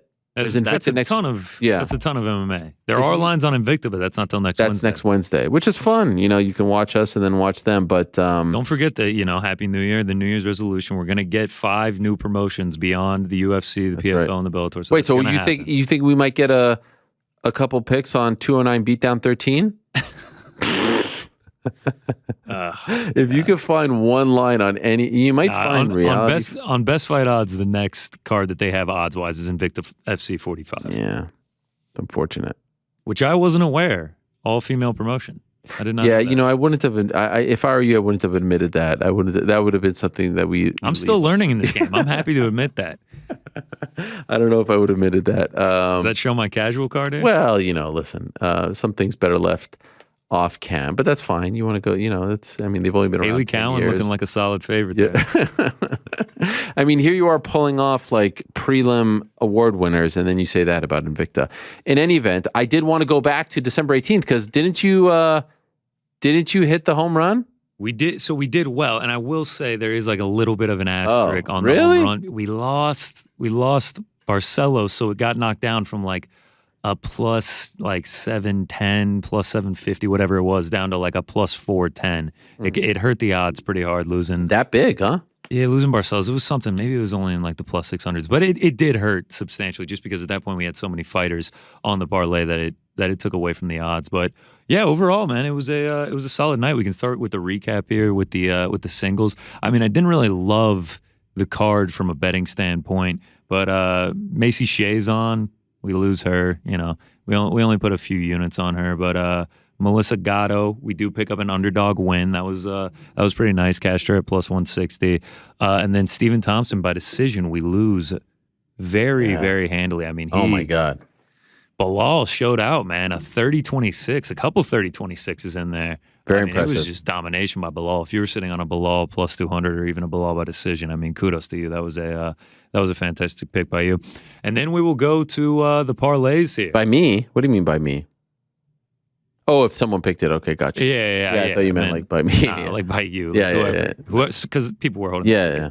So we lost. I counted the Mearshart Barcelos as a parlay, even though it was only one pick. I guess that could technically be a single. We're really, getting into the nitty gritty comparing that though. But we do go technically 4-0. We hit the plus 108. Gamrot and Simone, they look great. We hit a plus 105 on the prop parlay, and then there it is. We hit the quote-unquote air fryer at plus 410. I mean, we get every single one of our parlay pieces correctly. If we had Heoni Barcelos in there, I think he would have won that as well. So with that, yes, plus 410. Yes. Promises made, promises delivered. Oh, what? What do we have? Let's head over here. Wow, multiple camera shoot. Look at what we've got. You actually, wait, the microphone's not working. Promises made. Yeah, there it is. Promises delivered. Frank reminded me probably 10 times to turn the mic on, and I still somehow forgot in the excitement of everything That going is an on. actual air fryer? Look at this thing. This Wow. is the Proscenic T21 XL 5.8 quart, 1700 watts. I mean, this thing's got Wi-Fi connectivity on it. You can control it with the at-home app. Wow. Non-stick, dishwasher safe basket, LED touch control panel. I mean, this is the pinnacle of modern day cooking, baby. This is created with the user in mind. And we heard the ding. That means there's something in there? Oh. Chicken fingers? I think we got Tenders? they're ready to go there. This is incredible. Wow. Yeah, actually. Is that legit? Air fried chicken. Listen. Wow, let's taste Here we it. go. Let's go. I could taste it. I could taste it in my throat. Look at that crunch. Yeah. Look at that air fryer crunch. Wow. First of all, congratulations. As good as it gets. I have many follow-up questions. Did you carry this on the subway? That crunch, man. I'm sorry. Yeah. I couldn't quite hear you over the crunch of the air fryer. It's the pinnacle of modern day cooking. Yes, on the subway, this was carried. This is amazing. Also, how did I not notice it? Did you hide it from me? Yes, it was hidden from you, but yes, this transported on the subway. I can't speak necessarily to its cleanliness, but How heavy? this is a 15-pounder. Wow. Yeah, it says it on Amazon when you order it. Did you carry it in the box? No, it was in a duffel bag. It was hidden away. I didn't want anybody to steal it or anything. Wow. I didn't want anybody. So you actually did, you really bought this as a result of that? Purchased, yes. Wow. Promises made, promises delivered. Shout out to our man. Wow. Who? I'm drawing a blank. The man who inspired this all, who got the air fryer. Oh, right. Way back when. Damn. Yeah. There's no way I'm remembering that name. Nah, I can't remember it either. That is it really? Rohan. It was Rohan. Is it Rohan? There it is, yeah. Shout out to Rohan. By the way, prior to meeting you, I never even heard of an air fryer. Now, it's everywhere you look, man. Yeah, I can't. By the way, I can't even like I can't go 15 minutes without hearing it. I showed you airport. I saw it on the cover of a magazine. So let me ask you, what? Please enlighten me. What makes it so great? It's healthier, right? There's no oil involved. No oil, convection cooking. It gets from both sides. You can, if you get in the inside of that basket there, I mean, you can see the. So you just drop it in there. That's it. Just drop it in there. And you start it up. You got to let it preheat first. It's as good as it gets. And how long? How long did that take? It took about 15 minutes to fry That's these it? bad boys up. Yeah. It smells Raw amazing, chicken yeah. breast before, and now look at this. I mean, How this does it is- smell, Frank? How does it smell? Tell It us. smells like delicious chicken. Wow. Have Frank's you gonna offered? have some after this. Oh yeah, Frank's gonna have some. You Okay. know. Wow. Whole We chicken cooked up party. a whole bird in here. Yeah, we cooked up a whole bird, man. That is amazing. Now, why do you Chick-fil-A better watch its back, man. I mean, amazing. Where's the chicken from? Just like frozen chicken type of This thing? is free range. Yeah. Grass fed. Oregon, right? Yeah. Right. Why do you need Bluetooth? Wi-Fi connectivity, so you can use the at-home app. Interesting. And why do you need that? Like just to make sure everything's okay? You can literally start it up, crank it up from your couch. Wow. Yeah. That's amazing. Yeah, the Proscenic T21 XL. And why'd you choose that one? Reviews are fantastic on it. They're saying this is top of the line, one of the best on the market. We need to get these guys to sponsor us. Proscenic, if y'all are listening, Yeah. as good as it gets. Well, DraftKings is now doing like actual. Is that a thing? Have we talked about this? Is that like a term? Where did this come from? It all started from Rohan, man. Just that guy? Yes, and then we started doing the air fryer parlay, and then we see DraftKings is handing out air fryers, and then they want to claim they don't watch the MMA out. I mean, it's unbelievable. But that's not like a betting term. Like, oh, you nailed this. It's wow, that is amazing. No. But I want to believe that it's coincidence. Like I don't think they saw that, and then they were just handing out air fryers. This is so good. I love the thought that went into all of this. The secrecy, the carrying it on the train, the hiding it from me. Where was the chicken? Was it in the kitchen? Where did you keep the chicken? Yeah, I mean, we got the eater kitchen over there. I mean, we are at Box headquarters. Clucking going on? I didn't hear anything. I didn't hear anything. It is amazing, though. I mean, I hate it, but it's like... We got tongs. We got... Oh, my God. We've got this massive office here. There's no one here. Yeah, it is kind of eerie. It's weird. Yeah. But that means that you could put the chicken in and not worry that anyone's going to take it. Exactly. No one was going to take this. I put my, the sticky note, the classic office. Yeah, that's right. Etiquette on it. I threw GC, you wrote touch, Frank. GC, do not touch. So that gives us our final recap here. Yes, let's hear it. We finish up for the year. I think for the card, we finish up 4.2 units, which gives us a profit of 11.86 units. If we can get this graphic up here. Yeah, I need the graphic. Yeah, I know you like to get the eyes on it. I like to see. Okay, there it is. And 4.2 units, 11.86. That's how we finished 2021. So 3 months, 11.86 units. I'll take that. Now, are we starting fresh in 2022? That's what I've wondered. Do we set it back to 0? Nah. Because then it puts a lot of pressure on the first week because we haven't seen a red yet. Now, you could put like the graphic will always have the 2021 final and just see if you're able to top it. Could be fun. Yeah, the goal is to top 11.86 for sure. I mean, that's a must. You didn't do Jake Paul, huh? No, I did do Jake Paul. He was in the air fryer. Oh, he was? Okay. Oh yeah, man. Oh yeah, I was watching. I got the knockout. I was actually eating chicken at the time that it happened. I was in shock when it happened. And then, a great ringside interview by that was good. That was good. Whatever his name is. Yeah, I did get spat on and took a shower immediately in Ciryl on my way home to the hotel, and then another shower, and then another shower. But yeah, that was fun. That was fun. Well, I saw it. I saw it in the feed. I mean, I think I saw it the next day, and I was like, oh my God, you actually did it. I couldn't. And I felt like you were actually very subdued about it, if I'm being honest. It felt weird because I was with my friends and none of them bet. So like it was kind of subdued. I was just like I was trying to explain it to them. They also don't really watch UFC. So I was kind of trying to explain it to them, and they just. So you were watching a Derrick Lewis, Chris Daukaus card in the Apex. He throws. Oh, what's going on now? He wants to have more chicken. Yeah, it's just letting me know. It's just my telling tenders you? are ready. Okay. And they're watching that, and then they're watching. For he throws his cup into the crowd. For a bunch of people, cup was all time. Yeah, for a bunch of people who aren't big fight fans, they must have thought this is a bizarre world that you're now residing in. Yeah, I mean, I had him deep in the weeds. I was, screaming at the TV when Gamrot got the finish. Like they were really down in it. They were more interested in the Jake Paul fight. Is that true? Yeah, as casual fight fans, they were more interested in Jake Paul. How about that? What a world. I do have I got to play the big I know this guy card. So originally, Connor, you said you weren't going to bet on the Jake Paul fight. Yeah, that's why. Walk us through that. Like, what changed? Tell us.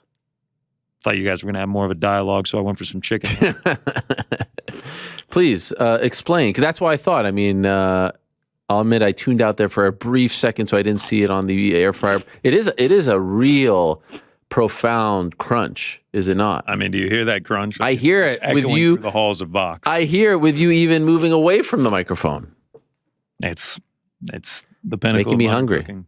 Not gonna lie. Yeah, the Jake Paul thing. I just felt like it was a nice little parlay piece to add in on the end of the air fryer. I kind of got some flack for it. A lot of people were telling me it was a sin. It was ridiculous going against. They were like, "You're going against the world of MMA." Like, I was like, they were like, "This is the dumbest thing you've ever done." I was like, "Well, unless Tyron Woodley loses, then I guess You really got that? It was only one or two people. Yeah, it's amazing how those one or two can really stick with you. Yeah, they always stick out. I mean, I more so laughed, especially after Tyron got knocked out the way he did. But yeah. Yeah, it was a nice little end of the year. Absolutely, I can't imagine. Frank, you got anything else? No, that was. I mean, it was awesome to watch that fight. Like when Tyron got knocked out. You don't even watch UFC, and I you went watched that fight. I mean, you were there. It was cool. No, I know, but I just think it's further proof that for whatever reason, this man is connecting with people, right? Frank is more of a celebrity boxing matches guy. Yeah. He's a UFC guy. I mean, into below the belt and whatnot. Yeah. Celebrity boxing and Amanda Serrano. Oh yeah, that's your favorite. She's a celebrity. Yeah, we got Frank are gonna get together. We'll drink. We'll bet on that Amanda Serrano, Katie Taylor fight. Oh my God! Go ahead and put it on the calendar. I need to be involved in that. I don't know what I need to do, but that's going to be such a big fight. We need to get Amanda Serrano lives in Brooklyn. I mean, it's a very easy in studio guest, right? What do you think, Frank? Look at that. Let's make it happen. I feel like we should just mute all our mics and listen to the She chewing. actually lives in the same apartment building as a friend of mine. Is that true? Yeah, they're next door neighbors. What? So I've been trying to get him to say this for God knows how long. So I keep it literally hinting at went her. through my mind because I was watching her cats once. Not Amanda's cats, but my friends. Oh, wow. That is weird. I was having a hard time opening the door, and I'm like, for all I know, Amanda's looking through her peephole right now. Like, Who's this guy? Yeah, like ready to level up, right? Wow. Now I get it. Now I get why you're such a big fan. Well, maybe we'll put a wager. Katie Taylor versus Amanda Serrano. My favorite, your favorite. Oh, I like that. You know? Not you, GC. Me, Oh, and, I me know. and Frank. Yeah, That's what I'm saying. I'm staring at you. No one knows what Frank looks like. The question is, what's the bet for? What's the stakes? Yeah, I feel like we got some time to figure that out. You know, we've got a few months. All right, well, congratulations. I love the fact that you brought that in. I love the fact that you actually went out and bought it. A nice cheat meal, New Year, new me, a little fried chicken. Why not? And if you could just show that, I just want to know that you actually bought it after December 18th. You know, the people want to know. Wow, you want to see a receipt? Amazon, what do we do? What? I don't keep my receipts, you know. Yeah. I'm a modern man. I'm a millennial, you know. They're like, you want the receipt? Nah, you can throw it away. Email, text it to me, something like that. No one. I'm actually a no receipt guy. I hit the no receipt. Really? Yeah, email, text, just no receipt. I'll do text if it's already in the system. I don't want to be touched. We need to move past the signing on the screen. There's got to be a way that it's completely touchless at this point, right? Yeah. I also feel terrible when they print the receipt and they hold it out to you and you're like, no, thanks. And they kind of hold it looking at you and they're like, to sign? This guy is really no, just to take it. They're like, oh, this guy really isn't going to take it. They might not have a trash bin behind the counter. Sure. So that's fine.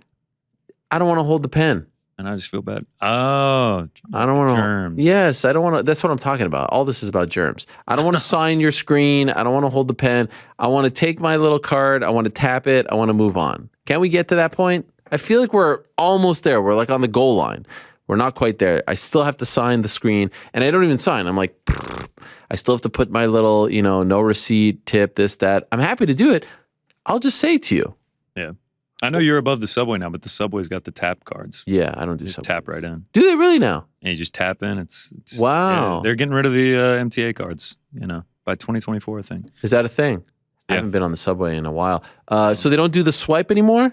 Well, you can still swipe, but they're trying to phase that out by 2024. Oh. How we even got onto this topic. Yeah. Wait, so what do you tap? You tap a card or you tap your like phone? Your credit card. Or you can do Apple Pay too, yeah. No, but when that's when you get the card, but when you're going through the turnstile, what do you do? When you're going through the turnstile, they have a big screen and you can either tap your credit card really? or tap your Apple Pay. Wow. Yes, they're phasing out New York cards. City. How about you that? talk about things that could be done off camera. They even had that on the Titanic, I believe. No, they didn't. By the way, when who was it? Oh, Bam Bam mentioned Leo DiCaprio. I was going to mention Titanic, but I felt like he wouldn't get it. And Bam Bam and Derrick Lewis back to back. That was a tremendous. fantastic Yes. I can't. Sometimes I felt like they're mad at me. They're not. I mean, it was a lot, but I had a good time. I was laughing. Now, thank you very much. We'll see you on Monday. Safe travels. Thank you, sir. To Indy, beautiful Indy. Say hello to Patrick McAfee for me. That's where he resides. Maybe I could put you guys in touch. He'll probably try to steal you. It'll be all awkward. So maybe I won't do that. But thank you very much, GC. And congratulations to him on hitting that big air fryer parlay. Without further ado, though, time now for everyone's favorite segment of the week. It is time... It's time for a good old-fashioned Q&A, MMA fans. I know some of you were mad about Virna. Ladies and gentlemen, the moment has arrived. But I had to give it to Queeley. I just did. Himself, Ciryl Helwani. Live from the Box Studios in beautiful New York shout out to City, Mike Heck. It's On the Nose. And now, to answer your questions, get out of your seats. Get out of your and on seats. feet, because On here your he feet. is, Ariel Helwani. That's me, baby. Everyone's favorite segment of the week, On the Nose, where we answer your questions in the most unfiltered, uncensored format. Now, let me go to my page here, arielhelwani.substack.com. Pull it up. I've been jonesing for this. It's been a while since we did this, right? I mean, it's been like 3 weeks or something like that. 2 weeks, 3 weeks. Let me go here. And of course, chronological. Who's first? El Cubano. By the way, shout out, you can listen to this podcast on the MMA Hour feed. It's fine. It never fits. There's also the MMA Fighting podcast feed. Just today, new podcast out. Shaheen Al-Shadi, A.K. Lee. Their Rankings podcast is a very nice listen. It's a very cool idea. MMA Fighting has the best independent rankings panel, I do believe, in the business. And they have a podcast that's out right now on the MMA Fighting feed that you can check out, that you can listen to. It's a nice listen. It's a nice recap of the month that was. And it's cool to hear, journalists talk about why people are ranked and the thought process behind it, all that stuff and more. It's a great idea. So check out the ranking show that is up right now on the MMA Fighting podcast feed. Also on MMAfighting.com. All right, let's answer some questions. First one up, El Cubano. Hola, Ariel. Rock voice. Finally, El Cubano has come back to the On the Nose segment. Thank you very much. On Monday, we were blessed with the prestigious, the highly robust MMA Hour Awards. Shout out to GC for continuing to be festive when possible, and to New York Rick, who showed he was a man of the people. Didn't dress up, though. Then today, we get an interview with the knockout king, Derrick Lewis. What a great start to 2022. Thank you very much. You're welcome. Can't wait for another year of the MMA Hour. Neither can we. My question is, without throwing out your sources under the bus, which fight negotiations can you give us more information on, if any? Poirier versus Diaz, Adesanya versus Whitaker to Viva Helwani. Oh, wow. El Cubano coming out with the big stuff right off the bat. All right.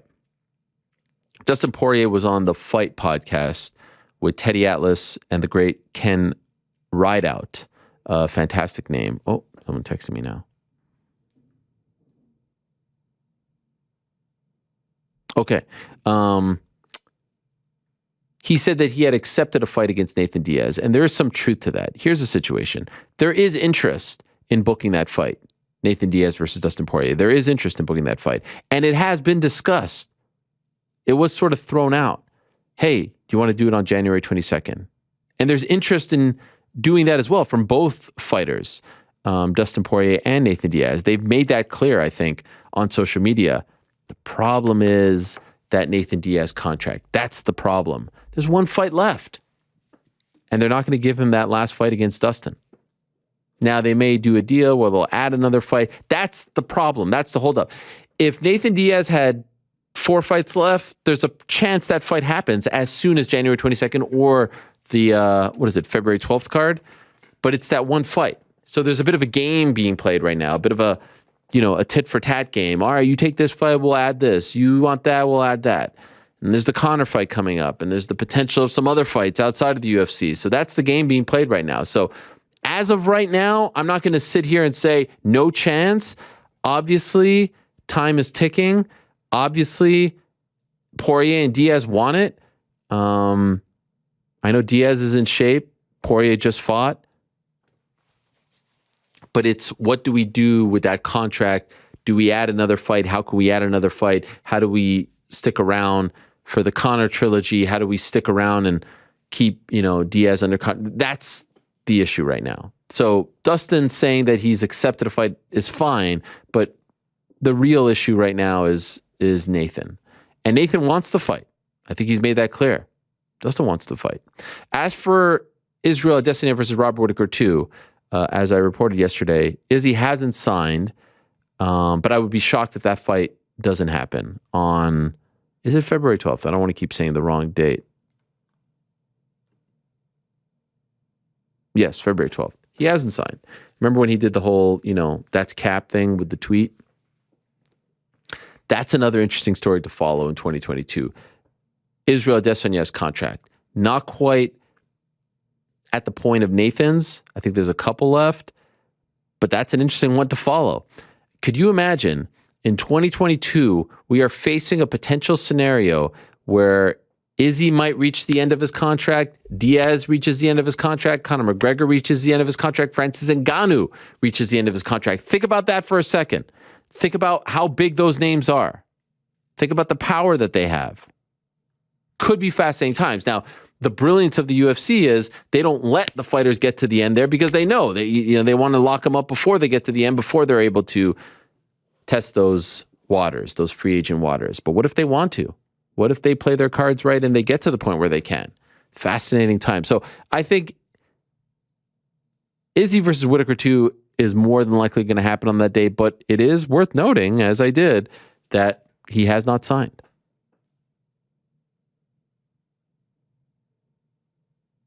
Hopefully that sufficed. New York Rick. Oh, this is from, okay.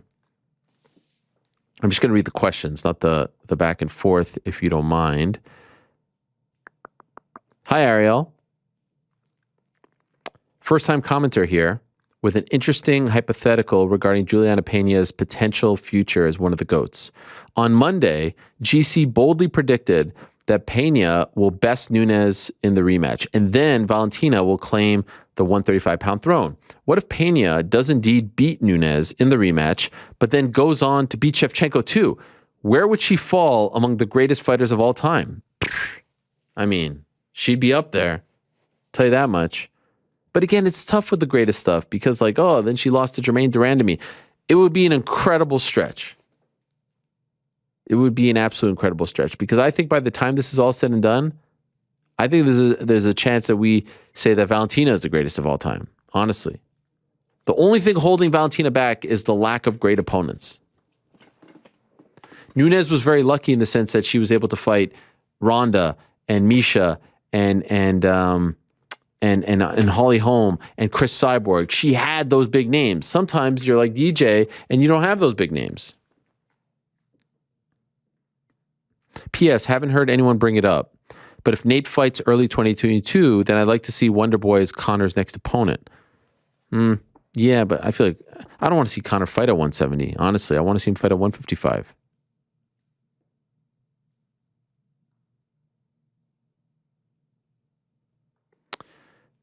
This is from Zach. Good morning, Ariel. My question this week is, where do you see Francis Ngannou going after he loses to Ciryl Gane later this month? You say that with such certainty. Judging by recent articles, I'm guessing he will not get re-signed by the UFC. I personally don't see him going to Bellator. And what about boxing? Well, he has said recently that he really wants to box. I remember him saying he wanted to box before his career is over. Yes, that's what I just said. This week's handicapped hot take for you. Jake Paul would demolish Nate Diaz in a boxing match. He doesn't want that smoke. Much love, Zach. I don't think a lot of people would think that you're crazy. He has more of a traditional, boxing game than Nathan Diaz, although we haven't seen Nathan fight in that world, at least not traditionally, right? Like we've seen his boxing in MMA, but not in an actual boxing ring. As for Francis, look, if Francis Ngannou loses to Ciryl Gane, he's not going to be yesterday's news. I would gladly sign him if I had a promotion. If I'm Bellator, I would gladly sign him. If I'm the UFC, I would gladly, guys, remember, this sport isn't about wins and losses, like just one or two. Look at Derrick Lewis. Look how popular he is. Look at Tai Tuivasa. Look how popular he is. Now, of course, they're not, guys who are selling millions of pay-per-views, but people don't care if you lose one, you drop one. Look at Bisping. When GSP lost to Matt Serra, was he done? No, he came back. He was even more popular. So even if he loses, maybe he'll lose some leverage, but I wouldn't be shocked if the UFC tries to re-sign him. Look, Dana speaks highly of Francis. You notice, anytime he talks about Francis, he talks about his management. He's trying to get him to sign with someone else. He's trying to get him to be represented by someone else. He doesn't take a lot of shots at Francis anymore. He did in the past when he talked about him having a big ego. But I think Dana actually wants to be in business with Francis to a certain degree. I think anyone would recognize that Francis is a huge star. I would also say, and I've said this before, I think the way Francis's career has been mishandled by the UFC as of late, and maybe they'll say it's a two-way street, has been a travesty, truly. This man is a promoter's dream.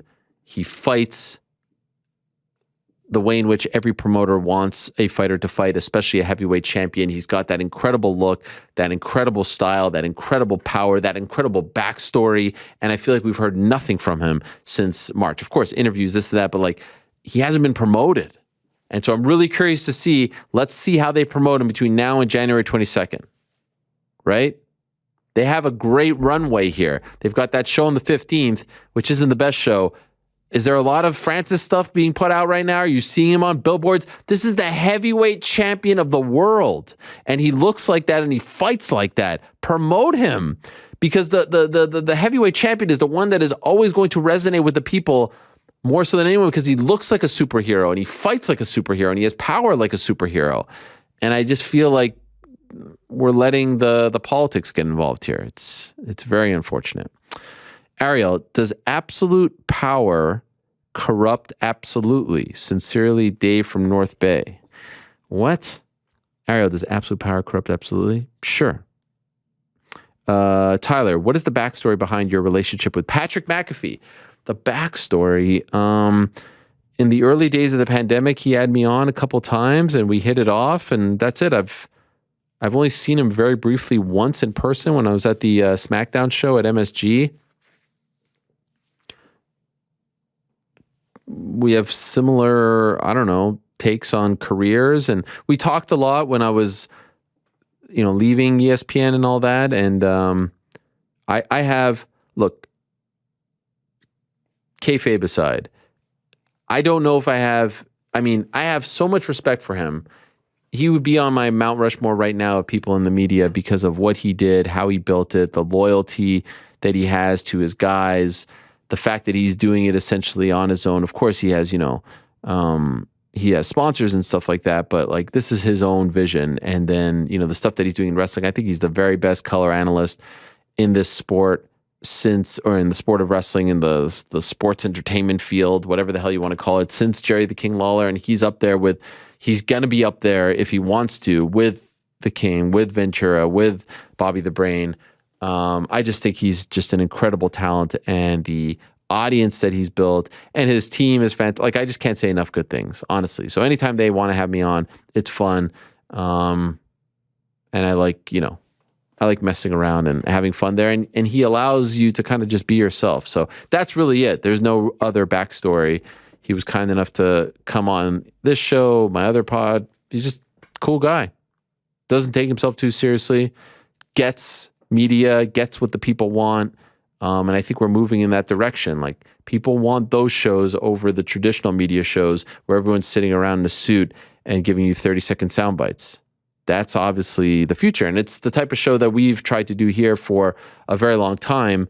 And, getting Aaron Rodgers on his show is huge every single week. I think that took his show to another level. And the dynamic that he has with AJ Hawk is great. I mean, I could go on and on.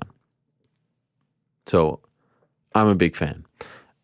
Who is on your Mount Rushmore of Peloton instructors? What? I only use one. I only have one favorite, Emma Lovewell, Live, Learn, Love Well. Actually, I don't know if I should admit this because probably you guys are going to make fun of me, but I've been taking the Peloton boxing classes lately. They're kind of fun. Little jab, right, double jab, right. It's fun. Just getting ready for all the haters in 2022. But no, I'm a big fan of Emma Lovewell because it's kind of like a workout and also a therapy session.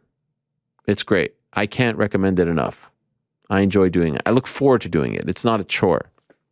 But I can't give you a Mount Rushmore because I only just pretty much, there's enough. You could go back. I'm about to approach my 200th workout, if you will. Not ride, but workout. But there's still some left, so I haven't ventured out just yet.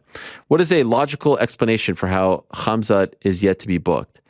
Dana almost assuredly said he would fight again in 2021, falling 267. Nah, that wasn't going to happen. Now it seems like we may have to wait until March. March! Oh my God, that's in 2 months. Let's get the Neil Magny fight. There is no reason. I mean, January was booked. I mean, you have to, you have to, like, they're usually booking these, 2, 3, 4 months out, unless something crazy happens, like Nathan wanting to fight Dustin. But I think we'll see him March, April. Let's see him against Neil Magny. Hello, Ariel. Since you named McGregor Poirier your rivalry of the year in 2021, it got me thinking about the great rivalries Conor has had throughout his UFC career.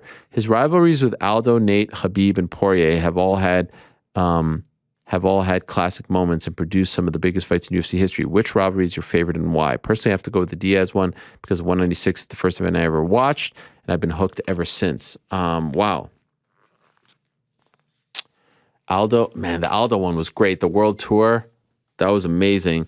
The thing that made the Aldo one tough was just the fact that he couldn't engage as much because he didn't speak English. But man, go back to that World Tour in Ireland. That was incredible. What a scene that was. That was amazing. The World Tour was amazing. I wish we could have that back. Can't do it for every fight. Wouldn't make sense. Obviously can't do it in this day and age that we're living in, but a lot of fun. Khabib, definitely not one of my favorites. Got too personal. It was just uncomfortable, and no, definitely not. Poirier saw Aldo or Nate. The Nate one was cool because that press conference after they announced the first Nate fight after RDA had to withdraw. I was in London for Michael Bisping versus Anderson Silva, and I remember watching it and I'd be like, man, what a freaking scene that was. Him losing to Nate and coming back, that was a lot of fun.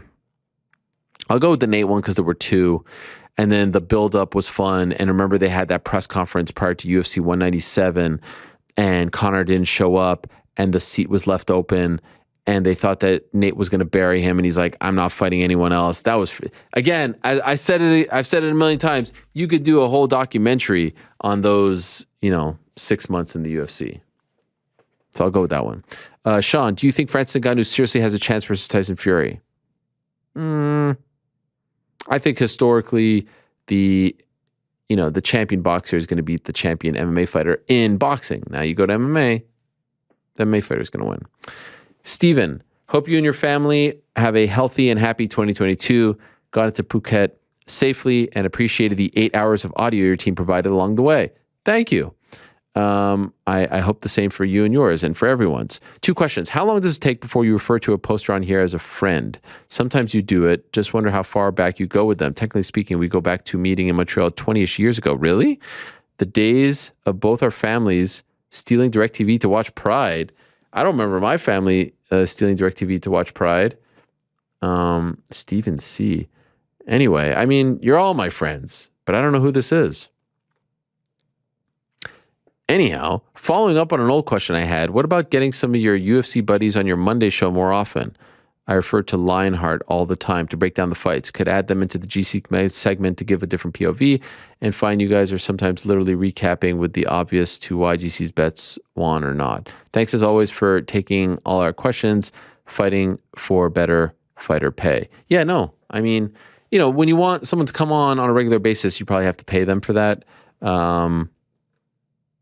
So I think the format that we have here now works, but it's not a bad idea. Alec, top of the morning, Ariel. Recently have heard from a few fighters comment not wanting to fight at the Apex because of the small octagon. What are your thoughts on this? Yeah, I can see why. Also, the atmosphere. It's just sterile. I know you're not a fan of the Apex in general for events, but the ring, I think, is what bothers me the most. I feel like that was a bigger thing at the beginning of all of this, not so much now. I really do think that the small octagon can affect the outcomes of fights, definitely. I also think that it's just unprofessional to not have a regular cage side. The reason for that is when they built the Apex, the lighting grid was for that smaller cage because they were going to have Contender Series fights there. And I guess by now they could have changed it, but that's the reason why. Like the Apex can realistically and theoretically, it can house the bigger cage, but it's because that place was built with the smaller cage in mind. One fight that comes to mind is Izzy versus Jan. Yeah, it'd be interesting to go back and see in an alternate universe fight that happened at the Apex, fight that happened in a normal arena if they would have gone differently. I tend to think the majority of them would have gone the same, maybe a few here or there. I don't know if Izzy and Jan would have gone any differently, to be honest. Killishaw, I back. This is my first ever good question. Good to have you back, Killishaw. In wrestling, the pop after a good match amplifies with the theme music. A lot of our feel-good moments are associated with it. Do you think UFC should consider playing the entrance music on a lower volume post-victory before Joe Rogan comes in with the mic? Except for the times where there is shock value, for example, Pena winning or Connor's leg break. Give my regards to Srinivas and hello to GC. Not a bad idea, but I don't think it works. It just doesn't work. I don't hate it, but I wouldn't vouch for it. Sometimes just the crowd is enough. Hugo, hey Ariel, enjoyed the show on Monday. If Israel or Robert pull out of the fight, who would get the shot, Derrick or Jared? I mean, why do we put that bad juju out there? I don't think they're going to pull out of the fight. Who would get the shot? Probably Derrick. He's on the longer streak.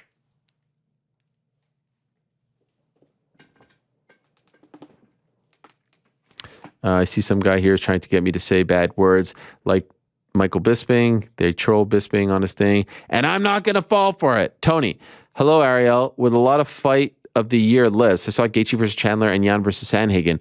Which of these styles of fights do you enjoy more? The brawling style of Gaethje Chandler or the technical masterclass of Jan Sanhagen? Please no sitting on the fence. I personally feel Jan Sanhagen is what MMA is all about. Thanks. Man, it's like picking between, your two kids. They're both amazing. And I feel like the beauty of MMA is that we can appreciate the brawl and we can appreciate the technical masterpiece and we can appreciate the quick knockout and the great submission. And if I had to pick, I don't know. I really don't know. I'm sorry if you think I'm sitting on the fence, but they're both amazing. I will take, you'll have, to a certain degree, it wasn't Jan Sanhagen, but you'll have Gaethje Chandler, amazing, riveting, incredible. You want to just scream and run through a wall. And then later in the card, you'll have Rose and Zhang Weili. And that's somewhat of a technical masterpiece, right? It's a different kind of fight. Love them both. Love them both. Can't pick one. Hey, Ariel, what's up with Chael? Spill the tea. Not my tea to spill, but anyone trying to claim that Chael, did anything to his family members, and you know who I'm talking about, they are wrong. Chael's a good man, and he loves his wife more than anything, and she is a saint of a woman. The stuff she does for him, preparing him for, it's just amazing. I'm envious of the way she treats him. It's that incredible. And my wife treats me great, but she goes to a whole different dimension. Trust me, whatever people were putting out there is not the truth. And that's all I'll say about that. And he's a legend. And he's the man. And he'll always be a good friend. Hey, Ariel, any idea who the UFC wants to headline the March pay-per-view? Not quite yet. Maybe Aljo Yan. Who was the other one? I don't think Usman. Not the flyweight. Who's it? Maybe Volkanovski Holloway. Not quite Glover. Yeah, maybe those. Hello, Ariel. I was recently looking at some old ESPN First Take clips and came across a clip of Dana White completely bashing you in front of Molly Kellerman and Stephen A. regarding the optics of having Rachel Ostovich on the same card as Greg Hardy. What was your reaction when you saw this? Did the leadership at ESPN reach out to you in any capacity? I hope they had your back. That was a weird time because remember, that was the first card on ESPN. It was the January, I think, 19th card. And for some bizarre reason, they decided it was a good call to put Rachel Ostovich, who was just a victim of domestic violence, with Greg Hardy on the same card. Not against each other, of course, but on the same card. Why? Why bring that upon yourself? And so I was on First Take, and I think maybe my only appearance on First Take. I don't know if that's a coincidence or not. I don't know. And I said it was a bad look. And then Dana got all mad. No, nothing really happened. To be honest. That was, what are they going to say? He said something live. I don't even remember what this is all about, but I remember on TMZ him saying something, not so much, maybe vaguely I remember, but no, nothing. Definitely no, hey man, we got your back. I got that enough, but towards the end, it was like a lot of things that were happening, and I felt, the main one was the aftermath of the Gina thing, and you kind of figured out what was what after that. Bonus question. Please rank the following MMA fighters' YouTube channel by quality of content and production value. Bisping, Chael, Cormier. I would say Bisping's production has gone up exponentially. I'll give Chael the nod. I'll say then Bisping, then DC. Patrick, favorite segment of the week. 2 quick questions. Have any other managers, coaches, fighters been either mad or happy with you after your awards show like Captain Eric? No. Captain Eric Albarracin, till this day, 2019 awards, so it was the beginning of 2020, I believe. Right? Yeah. Won't talk to me because I didn't give him the Coach of the Year award. Now, a part of me is honored that he cares that much, but we had a great relationship, and I can't believe that he still won't talk to me. He seems to think that I led him astray, that I told him this, that, or the other. I gave it to Eugene Behrman after the year that, Izzy and all the CKB guys had, and he still won't talk to me. It's crazy. It bums me out, but I did that one interview last year with Patricio Pitbull, and he was acting all weird. Like, man, life is too short for this crap. I'm sorry if you were upset, disappointed. It's just some guy giving out an award. Like, it's not that serious. That's why I always say highly prestigious and all that. Like, I'm poking fun at it. It's just some guy. There is no committee. It's just me. But that's why I say part of me is honored that you care that much. But enough to ruin a friendship. What was it like doing the show with Luke in BC? Fun. And can we expect more of that in the future? Not that I know of, but it was fun. Again, as I always said, there was no beef on this side of the table. I keep it 100. If I have beef, I'll tell you. There was no beef here. I don't like when people are, bending the truth, saying lies about me. I'll call that out, which I think I have enough up until this point, but it was fun, The crew that they have, the production team that they have is fantastic. It's a very impressive crew. And BC's fun. I haven't worked a lot with him because, when I was gone, I think he used to do the beat. They've got a great thing going, and I hope that everyone has success. There's enough time and real estate and YouTube channels and all that stuff for everyone.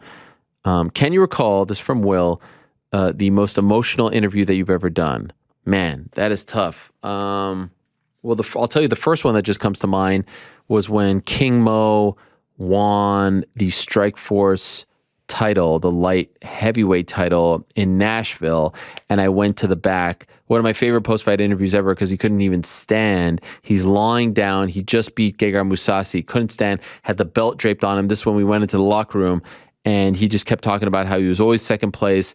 He was always second place, and this is the first time that he wins something. And he was crying, and Ryan Parsons was next to him. He was crying, and that was just very emotional. But there have been a lot, man. I feel like just recently on this show, Adrian Yanez, that was emotional.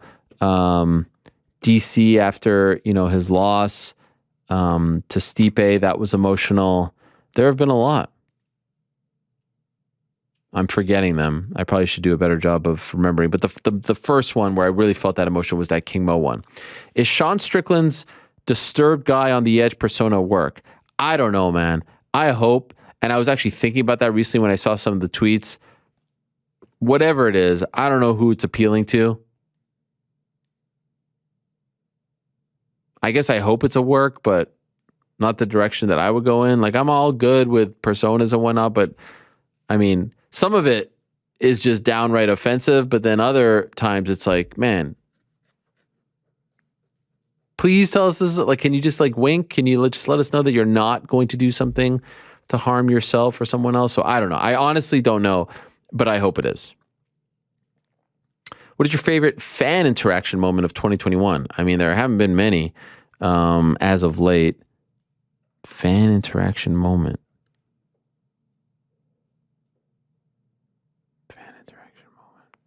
It was cool for me, like when I did some of those NBA games and people recognize you there. It's like, oh, cool, wow, people know me at an NBA game.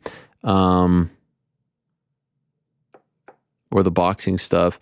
I get some really, really, really nice messages on social media, especially on Instagram, where people can write longer about how the shows got them through tough times or gave them an escape. Like those are the ones that really mean the most to me. So I can't pinpoint one, but when people write that stuff to me, it really, truly, truly means a lot. Like, what am I doing here? I'm talking in front of a microphone. I can't believe people choose to listen to me, to download, to tune in. And especially if you're having a hard day and you use us as the escape, nothing better than that. How many pay-per-view events should we expect this year? More than 2021? No, 12, 13. Can you give us a preview of some of the up-and-comers that we should be excited about listening to on your show? Last year, a lot of them seemed to come out of the UK. UK doing a great job. Europe doing a great job. Be interested on your take on who should we be paying attention to. P.S. My 2022 hot take, Vladdy for MVP. Yeah, it'd be nice if they get back to work. Enough of this lockout nonsense. Only baseball, right? Come on, guys. What's wrong with you? Read the damn room. Like, this is supposed to be transaction period, hot stove period. No one cares. You're killing yourselves. By the way, pandemic, people losing their jobs, people at home, depressed, sick, lonely. Not the time to be squabbling over multis of millions of dollars. Not the time, guys. Read the freaking room. Up-and-comers, golly. You watch your LFAs, you watch your Cage Warriors, your ACAs, ton of them. Hi, Ariel. So I had COVID over Christmas. I'm very sorry to hear that. This is from Nim. I'm fine now. I had a lot of time in my hands recently. So I ended up watching about 4 hours worth of Chael Sonnen promo content, including everything you put out on Twitter. I did not appreciate him in his time as much as I was such a silver mark. So my question is, what's the best Chael Sonnen promo moment for you? Mine is when he asked Tito to tell us another story about a jackal. To me, the ultimate was that black and white interview. He had been suspended in August after the Anderson fight and then didn't do any media for almost an entire year. That was the following July. We're in a hotel room in Las Vegas, July of 2011, and I say to him, Chael, it's nice to see you. And then he says, it's good to be seen. And that's the one with the carrot and the bus. And that's the one with the, the username not required, password not required. I mean, it was just like one hit after the next.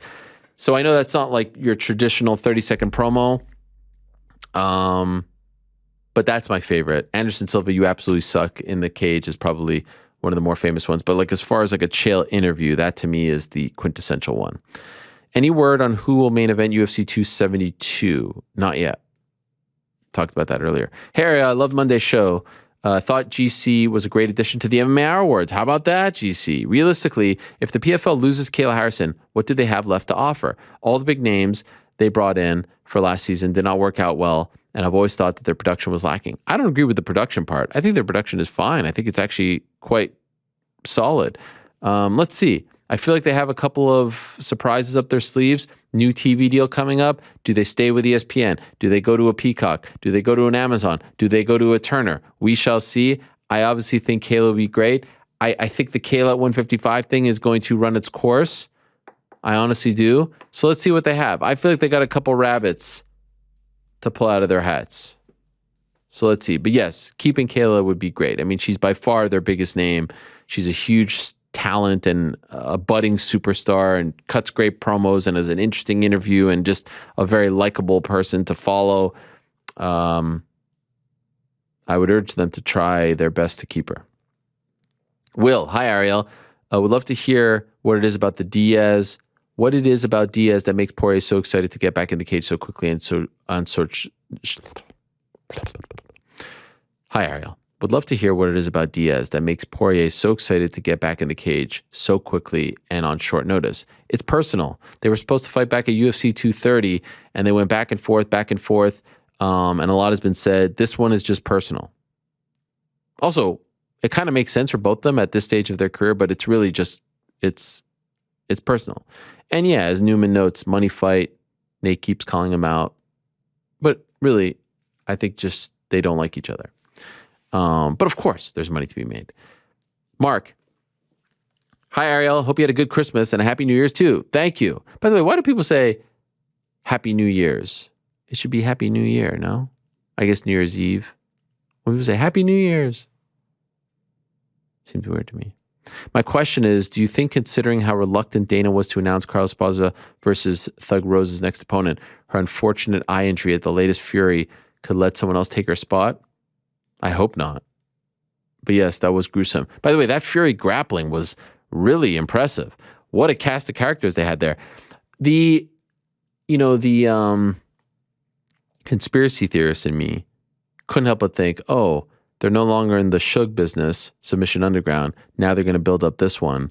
And that's fine, that's business. But I just thought it was, wow, that was really impressive. Also very smart to put it on at the end of the year. You get all these big names on there. Rose was supposed to be on. She unfortunately got COVID, but there was, Neil Magny and Kevin Holland and Carla Esparza and Clay Guida and Donald Cerrone and Sean Brady, and the list goes on and on. Very impressive. Not a lot going on. They should try to do that as a yearly thing, in my opinion. But yes, I hope that we get Esparza versus Rose too. Ariel, you sometimes mention how you won't report on a story until you've got a second source. Has anyone ever given you a false story in an attempt to discredit you? I don't think anyone has ever tried to lead me astray. I will say someone has told me something in the past, like, yeah, this is good, you could go with it. And then I found out it wasn't. I was like, oh, thank God I didn't report that. That has definitely happened. So it's a good lesson to anyone out there. You should always have two sources. I would also say in 2016, when the UFC thought that there was a mole, they would put out internal information about fake fights, thinking that I would grab one of these and report it and catch the mole. But of course, there was no mole. I didn't have anyone on the inside. And so I never got any of the fake fights. They even thought that I was on like conference calls and stuff. It was that crazy. Never happened. I was never on a conference call, never on the emails, none of it. Just had sources like any other reporter has sources. Crazy. Hey, Ariel, from Terrence. Can we have Connor pick fantasy drafts for DraftKings since everyone could bet on that? Also, what are the chances we get Connor versus Nate in Connor's own promotion in 2023? 2023? I guess it's possible. Or maybe they just have like a one-off. I think this is one of the UFC's biggest fears. For sure. I think they don't want anyone to do that. So I think there is a chance, especially with Connor 2 fights left, 1 fight left. I would be crazy to say no chance. Connor, what's he talking about here? Pick fantasy drafts for DraftKings? Yeah, like DraftKings fantasy lineup. Yeah, we're doing that, right? So we have a league. He's saying like pick my team and everything, but I'm going against everyone, so yeah. I can't do that. Are we doing that for the first one? Oh yeah, we're gonna go all year long. We had someone won some money. I think it was El Cubano. Yeah, he calls himself. Yeah, he won a decent amount of money off the first one. Hopefully, I'm really starting to figure out how to commission them. So we're getting better every week with it. We'll be back for the Cater Giga one. All right, cool. Rami, Helwani, will we ever see you work an NBA game again? I know there are obvious hurdles, but you are the living proof that if there is a will, there is a way. I would love it. Additionally, but no plans at the moment. It was fun. It was definitely fun. Like there were moments there I was like, man, I can't believe I'm working Christmas Day here. Christmas Day in Canada? This is wild. Man, Kawhi Leonard just had a triple-double in Miami, and I'm the guy interviewing him as he walks off. Crazy. How did I end up here? Definitely had a lot of those moments. Additionally, I was hoping you could go into detail about your Instagram Live with the Buffalo Bills. Yes, that was yesterday. What did it mean to you? And is there potential for more collaboration with them in the future? No potential for any of that. What happened was every time, so obviously I love the Bills, and I would notice that I tweet about them, I retweet them, and I felt like they would never engage with any of my stuff. Now, I'm not I don't care. You don't need.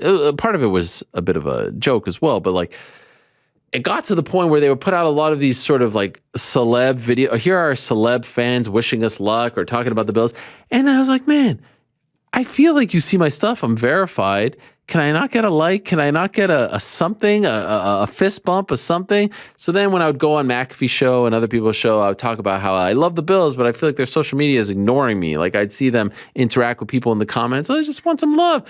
They had like a contest. Oh, show us your jersey. Here I am with my Thurman Thomas jersey. Nothing. Not a mention. Not a like. Not a nothing. I'm not begging for anything, but it's just be nice to be acknowledged. The Buffalo Bills are my favorite team.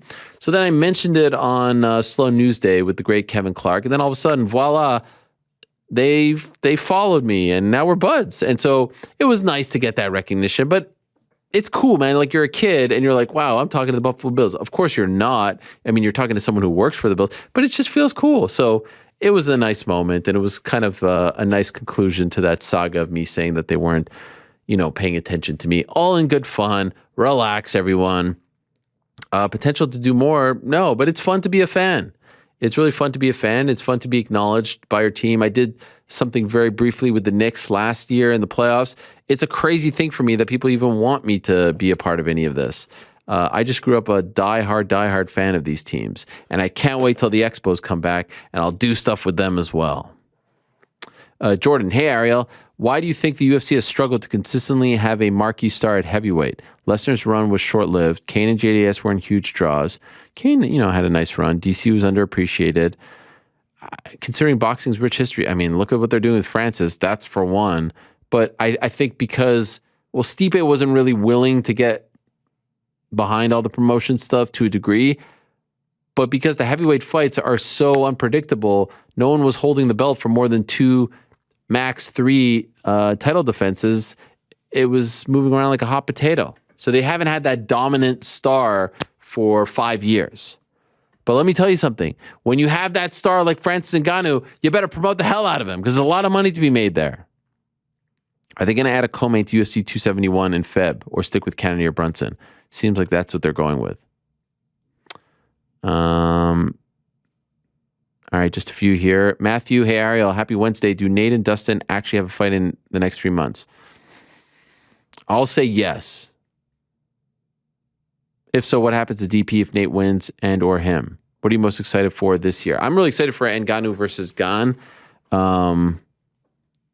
I'm excited for Izzy to return. Feels like it's been a while, June, since we last saw him. I'm excited for Jan Sterling. I'm excited for Glover versus Yuri. I'm excited to see if Islam can come, to the mountaintop as well. Excited to see if Usman can break the records. Does Khamzat get the shot? Excited for Leon to finally get his title shot. I'm excited for the Pena-Nunes rematch. I'm excited for Rose versus Carlo too. I know I'm mentioning a lot here. Excited for Max versus Volkanovski 3. There's a lot to be excited about. AJ McKee over in Bellator.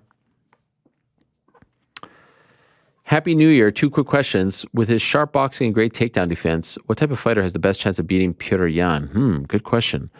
What type of fighter has the best chance of beating Petr Yan? I think Dillashaw could be an interesting one. He's got the wrestling. He's got the boxing. Merab would be an interesting one. I'll say Dillashaw or Merab. Do you think Cejudo will come back to fight Yan if Yan keeps winning? I think Cejudo's going to fight again. Who, when, where, why, how? I don't know, but I think he fights again. Hey, Ariel, Happy New Year. I hope you and the family had a great holiday period. With the UFC, thank you, potentially coming to London in March, hopefully, is there any chance of them returning to Ireland? I haven't heard, but yes, I hope. Those crowds are amazing. There was an event scheduled for August 2020. COVID scrapped. Ian Gary, Dean Barry. Could we see a possibility of a Dublin event in the near future? I would love it. Also, when will Hiwani make his return to the streets of Dublin? Oh, I would love it. I need to do something there. I want to go back there. It was great, but no plans as of right now.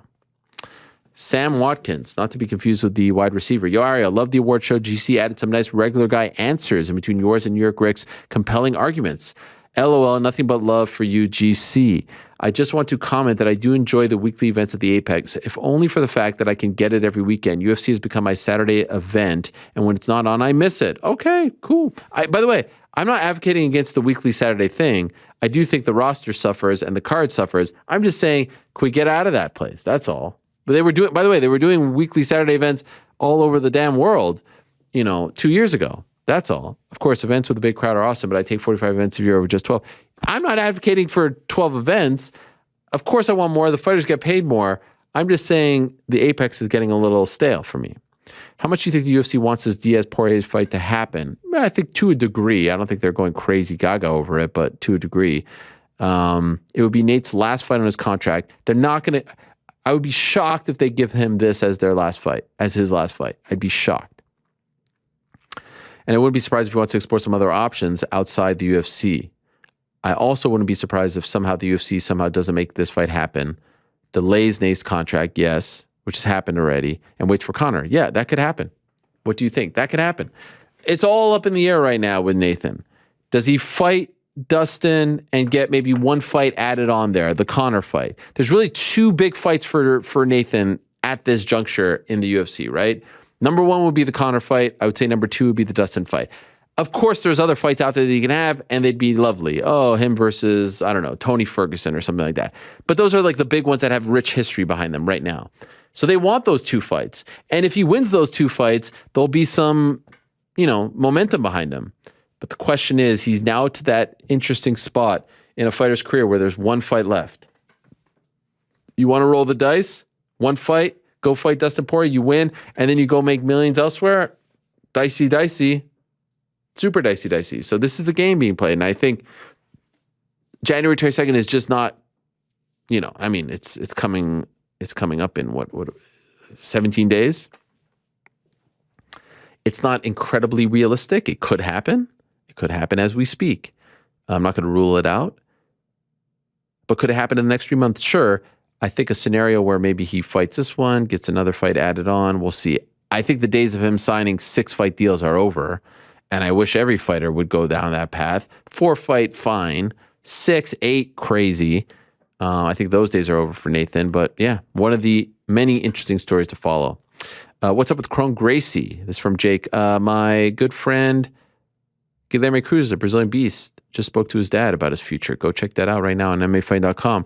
Yeah, it seems like it's up in the air at the moment. Interesting, right? Final question. Congrats on another fantastic year as MMA's #1 journalist. Thank you. I had a brief conversation with you at the UFC 214 open workouts, and you were one of the most genuine individuals / celebrities I've ever met. I don't know about the second part, but thank you. See, I'm not such a bad guy, right? I appreciate it. I want to piggyback off Monday's episode of Bold Predictions. My prediction is that Erin Blanchfield will be a top 5 flyweight by year's end. I could see it happening for sure. Very talented, very young. Furthermore, I think she beats Valentina and becomes champ by the end of 2023. What do you think of this prediction? Am I too bold, or can you actually see this happening? Will I go out and say it myself? No. Too much respect for Valentina. Do I think it's the perfect bold prediction? Yes. That's a bold prediction. Now, it's technically a bold prediction for 2023, but even the top five, not the boldest, because I think she's in that vicinity.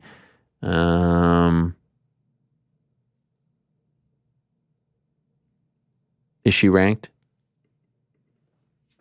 She's in that vicinity of getting into, there's not a ton of great talent, right? Let me take that back. There's a path for her to get into the top 5 by the end of the year if she is active and gets the right kind of fights. I'm just trying to scroll down here.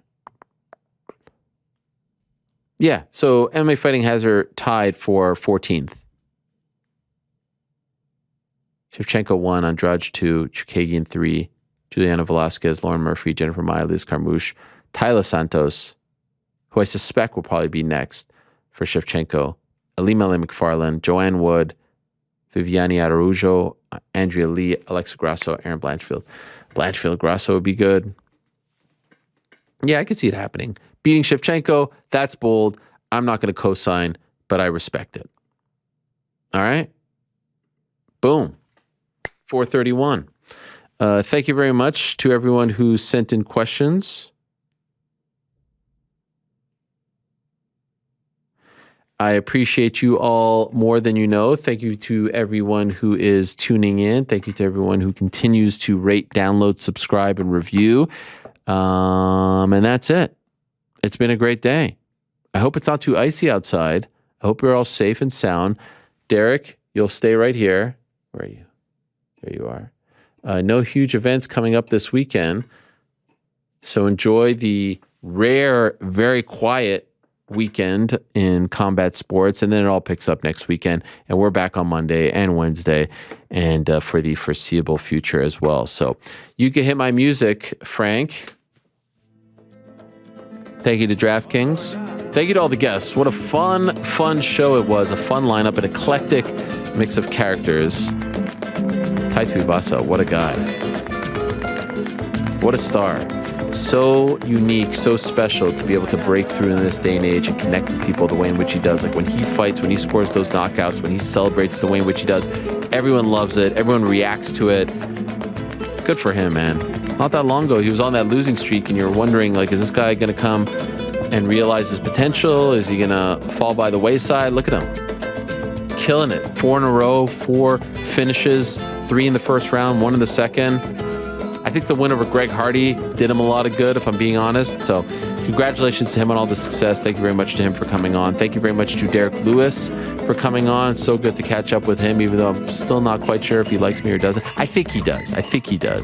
But it's always great to talk to the Black Beast, and a huge win for him. And it was some honest stuff from him about the nerves and the pressure, and can't believe that the anniversary of that fight was on the same day of his release 13 years ago. Incredible stuff. So him versus Stipe would be great. Let me sign up for that if I can as well. Thank you very much to Tommy Fury. I know he's not a traditional MMA fighter. Cool your jets. It's an MMA story, and that's that. Learn to live with it, and I know you all accept it. And I know you all agree. I really do. Shout out to the GOAT, Artem Lobov. Great, passionate, fiery stuff from him. A pleasure, as always. And shout out to all of you. Thank you to GC and the entire crew.